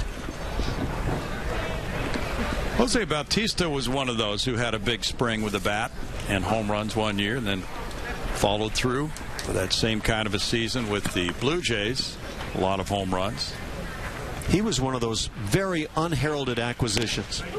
Had kind of bounced around. Did nothing of a major import for any club that he'd been with. And I think the Blue Jays were getting to a point where they thought, well, the experiment is probably coming to a close. But Bautista got to play a lot in that September of the year prior to the 54 dingers.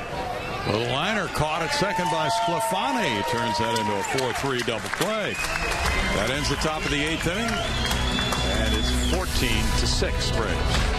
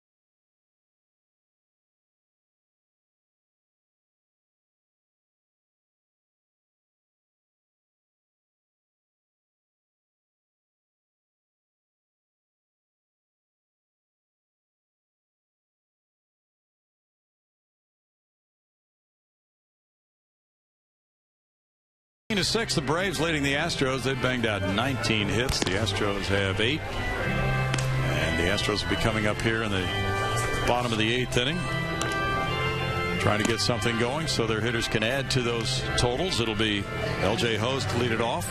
And we'll see what happens as the Braves are trying for win number 9 of the spring. They're 8-12. A couple of ties. The Astros are 8-7 with 3 ties. And the spring training stats, we're trying to figure out what to make of them, as we do every spring.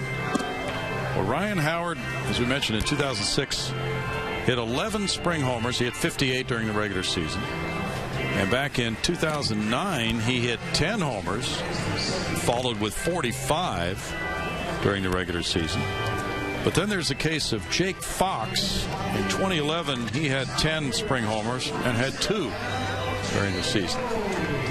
I remember that one. By the way, yeah, I actually do remember, because it was so unusual that a guy in the shoes of Jake Fox would have the spring he had. But that's a big spring. Just want to real quickly take Evan Drellich off the hook. He clearly wrote that hamstring issue for Fields was back in February, and I didn't catch that little portion of the program, so my bad. Ball 1 to L.J. Hose, leading off the home 8th. He is 0 for 1 in this game.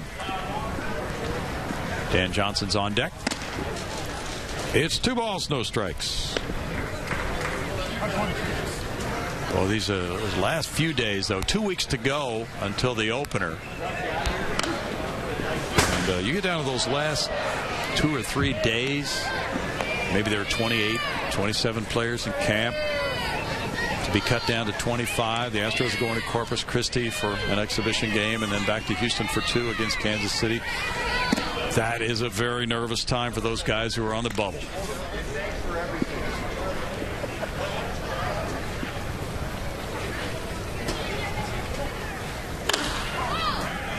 In the air, and second baseman pursuing. Peterson giving way. One out.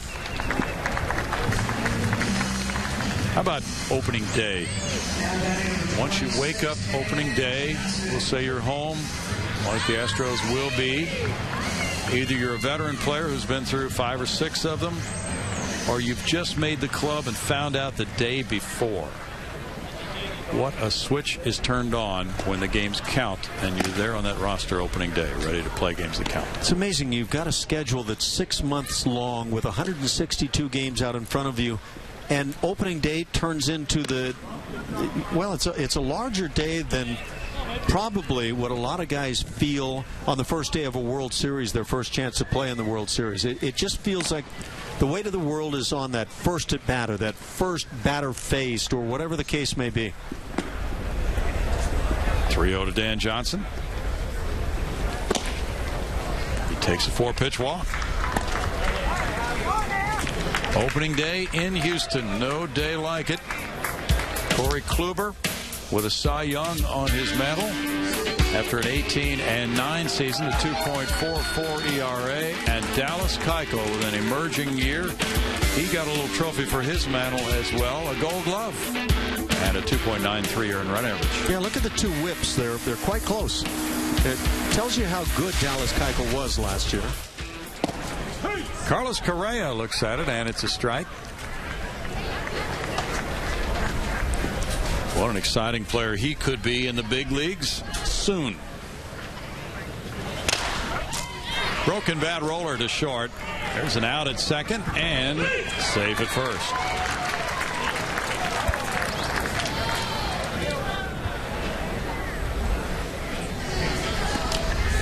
Two outs in the inning.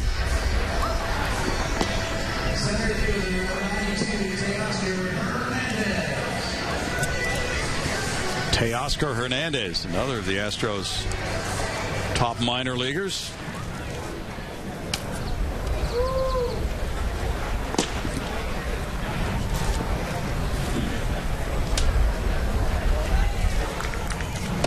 And he takes inside. There's ball 1 to Teoscar. We go to Julia. Hey, Brownie, as Carlos Correa is on first. We chatted with him in postgame yesterday, and we talk about how impressive he is on the field, but off the field, the way this guy approaches spring training, his second big league spring training, has been really impressive just to hear what he had to say and how much he's grown since last year. You know, he's coming off that injury from last season, and he's put that behind him. He was 100% coming in, and he said, I know I'm not going to break with this team, so that's not in my head like it was last year being a rookie. This year was just about growing and developing and playing more like these big league players around me. I thought that was really interesting. Still not sure where he'll start the year, but he knows it's not going to be a big league club. You can imagine he's had probably some conversations, though, with the front office.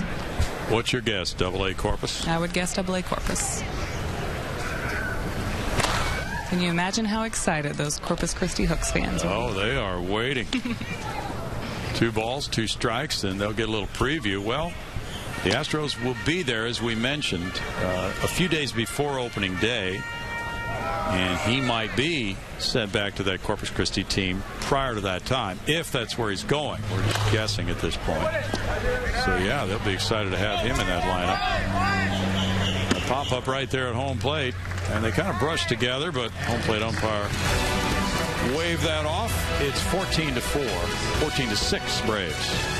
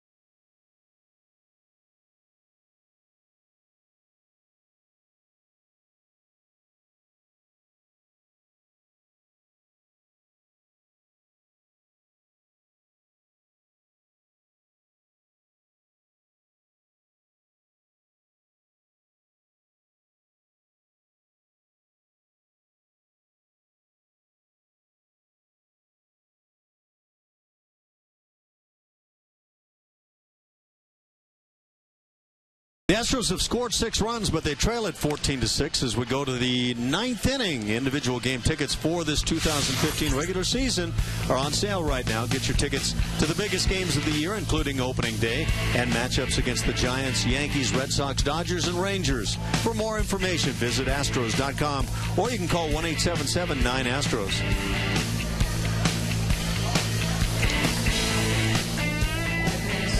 Kevin Chapman comes in for the 9th inning. He will be pitcher number 7 for the Astros. Another lefty out of the bullpen after Joe Thatcher worked an inning and 2/3, giving up no hits, no runs, walking 2, fanning 1.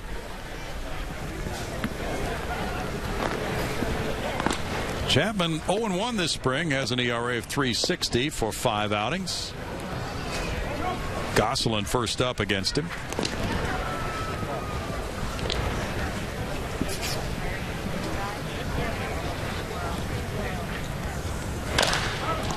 High chop to third. Petit. 1 pitch, 1 out for Chapman. John Buck will follow. John Buck is turning out a little bit to be at this stage of his career like that left-handed reliever that has some success against left-handed bats. He just keeps finding another club. A guy who can swing a dangerous bat, can play behind the plate. He's a quality guy.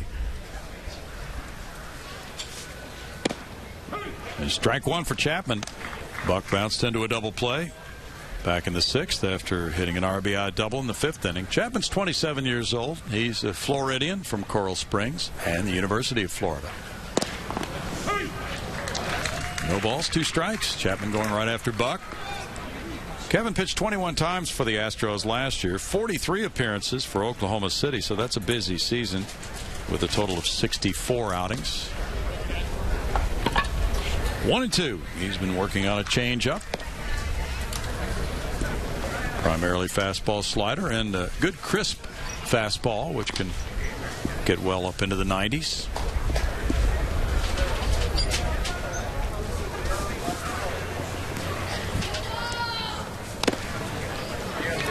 That's a foul ball off Stassi's gear, and it's still a 1-ball, 2-strike count.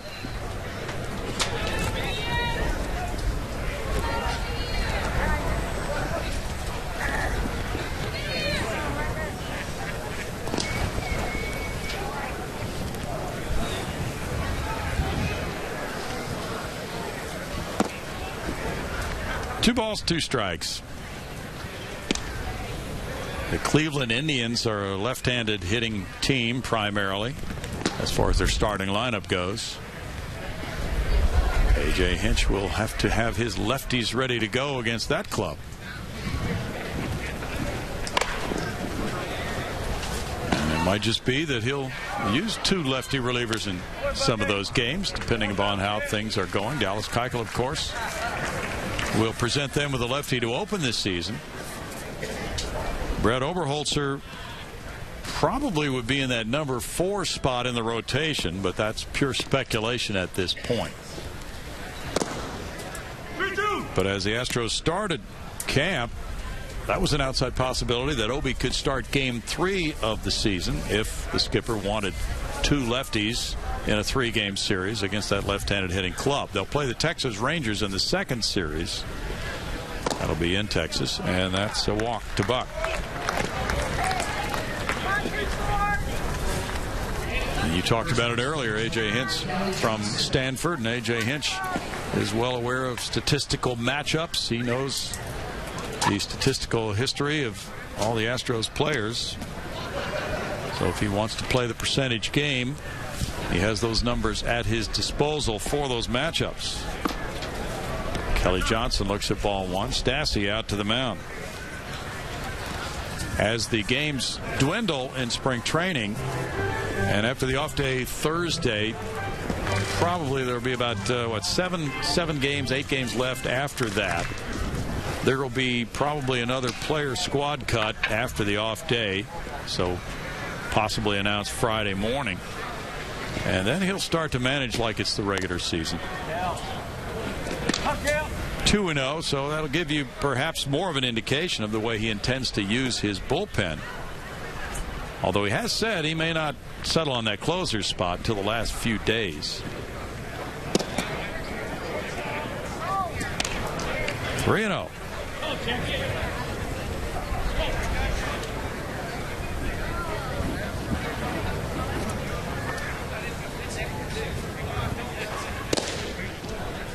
It's a strike. 3 balls, 1 strike.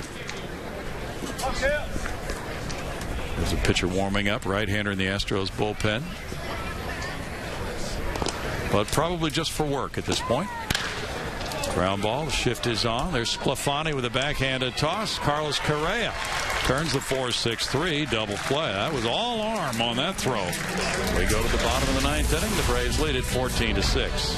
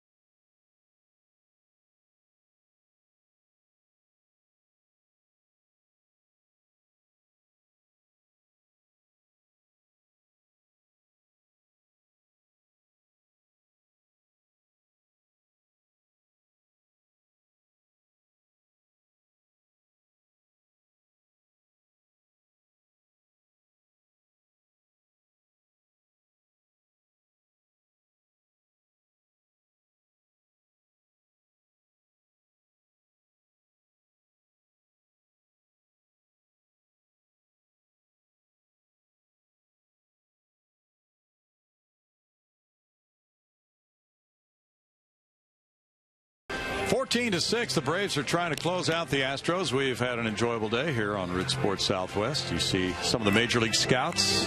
Rudy Terrasas is the man in the sunglasses and the blue shirt. And he works for the New York Mets. He has the Astros as one of his teams. So we'll see him that opening series against the Cleveland Indians at Minute Maid Park. He loves to come to Texas, Ash. And we enjoy, after months of not seeing these scouts, renewing some old friendships each spring, don't we? Some of the scouts can't believe what they've been seeing today. Yeah, they're still talking about it, aren't they? How much do you think the stopwatch has come into play in watching today's game? Not too sure what the answer is to that question.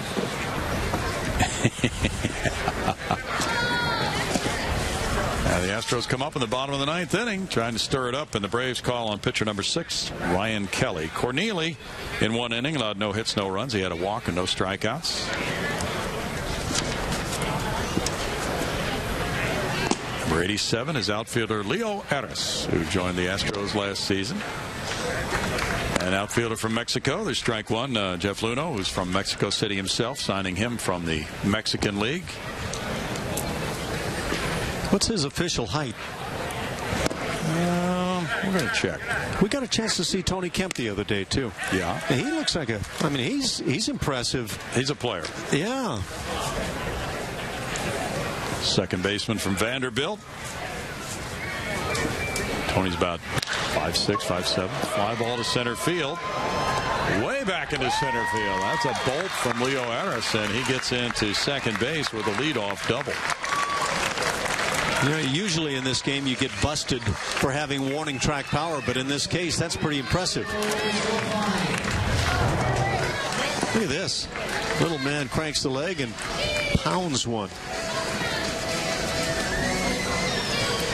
It's such an amazing game because, you know, they'll say it doesn't matter how big you are. Well, it helps to have some size. But in this case, it's just dealing.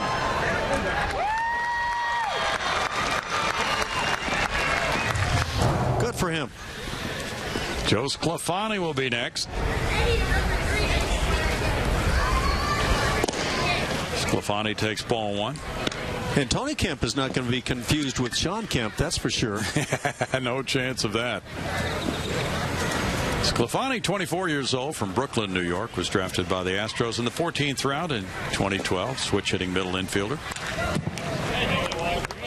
1 ball, 1 strike. We've heard good things about him. He went to Dartmouth College. Last year at AA Corpus Christi, a .285 hitter. At AAA Oklahoma City, a .339 hitter. Had a .420 on base average there, and he had 26 walks and 27 strikeouts and 192 at-bats. Smacks that one foul. 1-2 for Joe Sclafani. I wonder if Brad Ausmus is aware of Joe Sclafani. He might be. Brad's aware of a lot of things. Another Dartmouth guy, right? Yep. Speaking of Brad Ausmus, did you see that Miguel Cabrera just made his spring training debut of 2015? Think he'll make the team? Oh, yeah. He's on the team. He was banged up last year.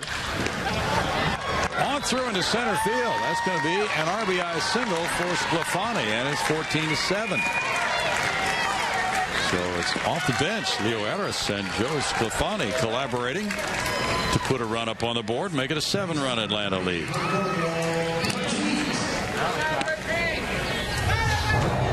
Quick bat. Hit it right up the middle, just evading that glove of the pitcher. What? A couple of smallish fellas coming through nicely. Yes. Sclafani takes his lead. Gregorio Petit, the batter. Matt Dominguez on deck. Well, the Astros now have banged out 10 hits. 29 total hits in this ball game. That's ball 1. There are some hitters very glad that this game was played. Domingo, one of those, as he delivered the sac fly in the 7th inning for his first spring RBI of 2015. He's on deck hoping for more as Petit takes ball 2. 2 balls, no strikes.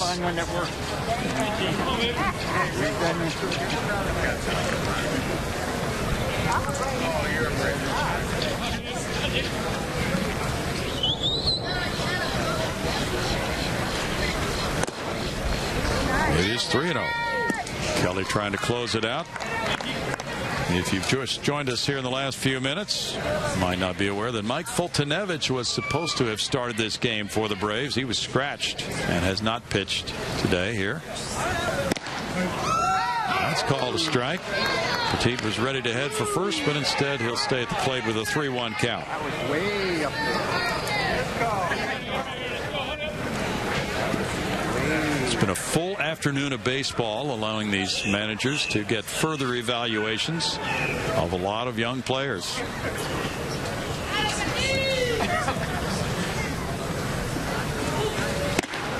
And it's ball 4. Now Kelly struggling here. He's given a double, RBI single, and walk to open the home 9th inning. Matt Dominguez follows.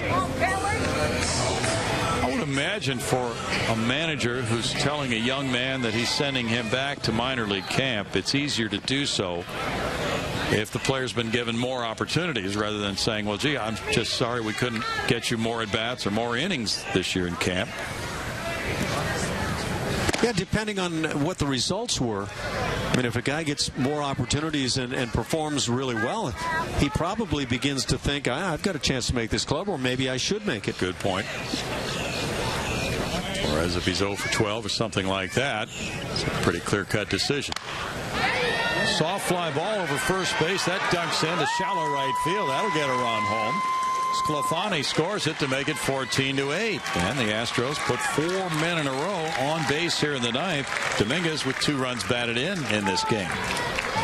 Now, obviously, Matty D didn't scald this ball right off the end of the bat, but it was an aggressive approach, leg lifting and kind of cranking it up right here, and he just hit it off the end of the bat. Sure did. But he's had a couple of good approaches in this game.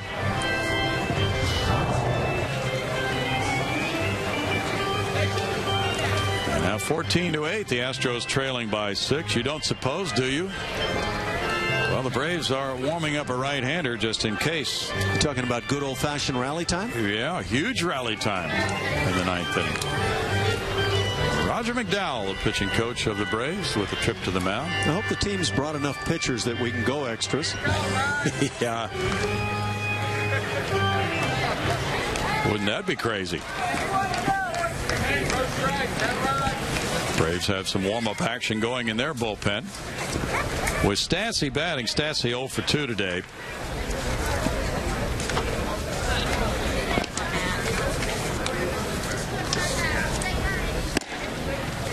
Were you with us the year that Hal Lanier was managing? Yes, you were here. And it was the final day of spring training. The Astros had a 1-run lead going to the 9th inning. Juan Augusto on the mound. Runner at third. They called a balk on him to tie the game. You know, that's a long time ago, obviously. And it's possible that I could have been already showered back in the clubhouse, the whole thing. Yeah. But I don't remember the specifics. But, boy, that's cold turkey in spring training, isn't it? The plane is waiting. Swing and a miss by Stassi. I'd like to know what kind of career path that umpire had. 1 ball, 2 strikes. Can you imagine go back to the umpire's dressing room and the other umpires and what they might have had to say at that point? Are you kidding me? Just doing my job, folks.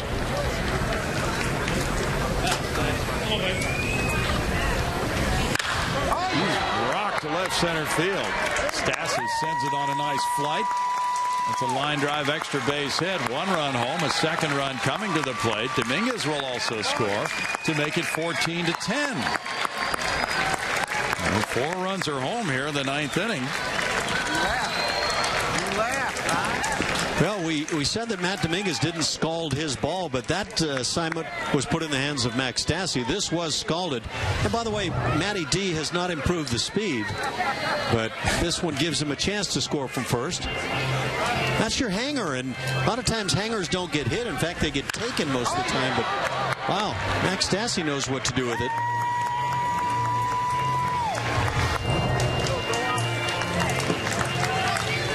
Freddie Gonzalez is moving along to pitcher number 7 of the day. He's trying to close this one out, but it's 14-10. The Astros have rallied with 4 runs so far in the 9th inning. Runner at second, nobody out. We'll be right back.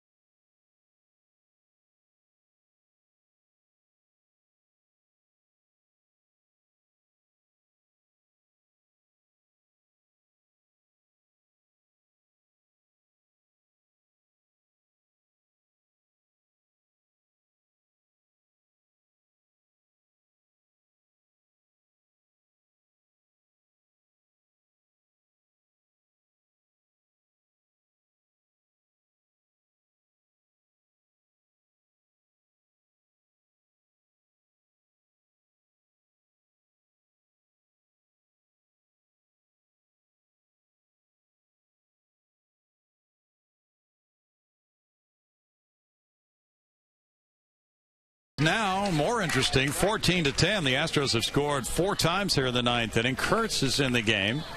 Right-hander from minor league camp for the Braves, and he throws ball 1 to L.J. Hose with Dan Johnson on that. Ronnie, the Astros have had 4 innings in which they've scored multiple times, and yet trailing this ball game. But that's generally a nice offensive day. Yeah.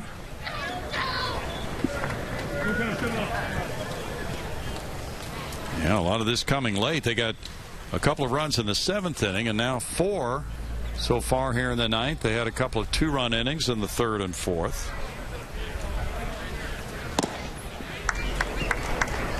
And now Count goes to 2-0, and LJ Hose with Dan Johnson on deck.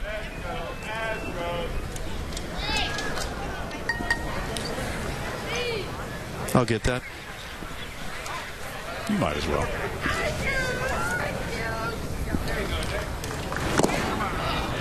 Three balls, no strikes. Now the Suns come out.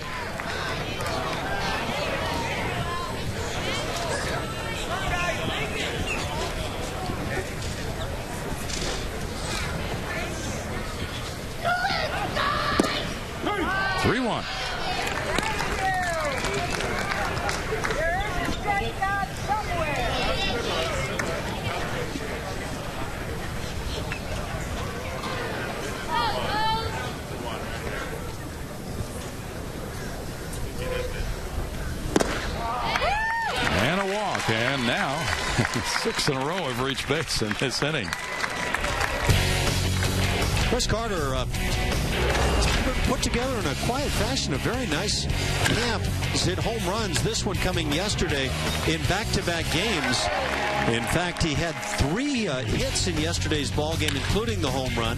He's now hitting .330 on his spring. He has 10 RBIs to lead the club, and he's only struck out 5 times. It's kind of a different Chris Carter, a little shorter, easier stroke. Strike to Dan Johnson.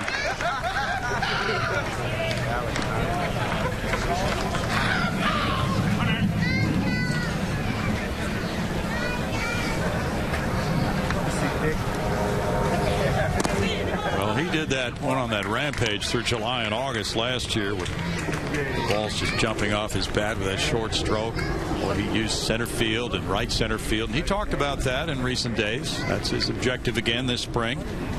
Hit the ball up the middle.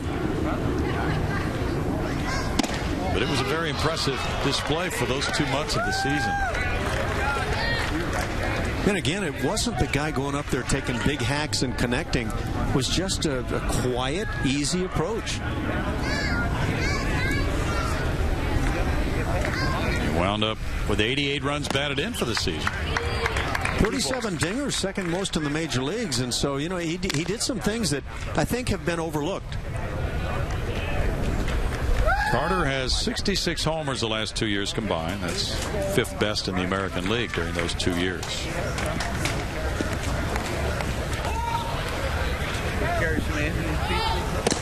Now it's a full count. At some point, Freddie Gonzalez is just going to live or die with whoever's out there, and it might be with Kurtz out there. Well, if you could draw the walk right here, you set up the grand slam tie the ball game scenario. Ooh, and Carlos Correa's on deck.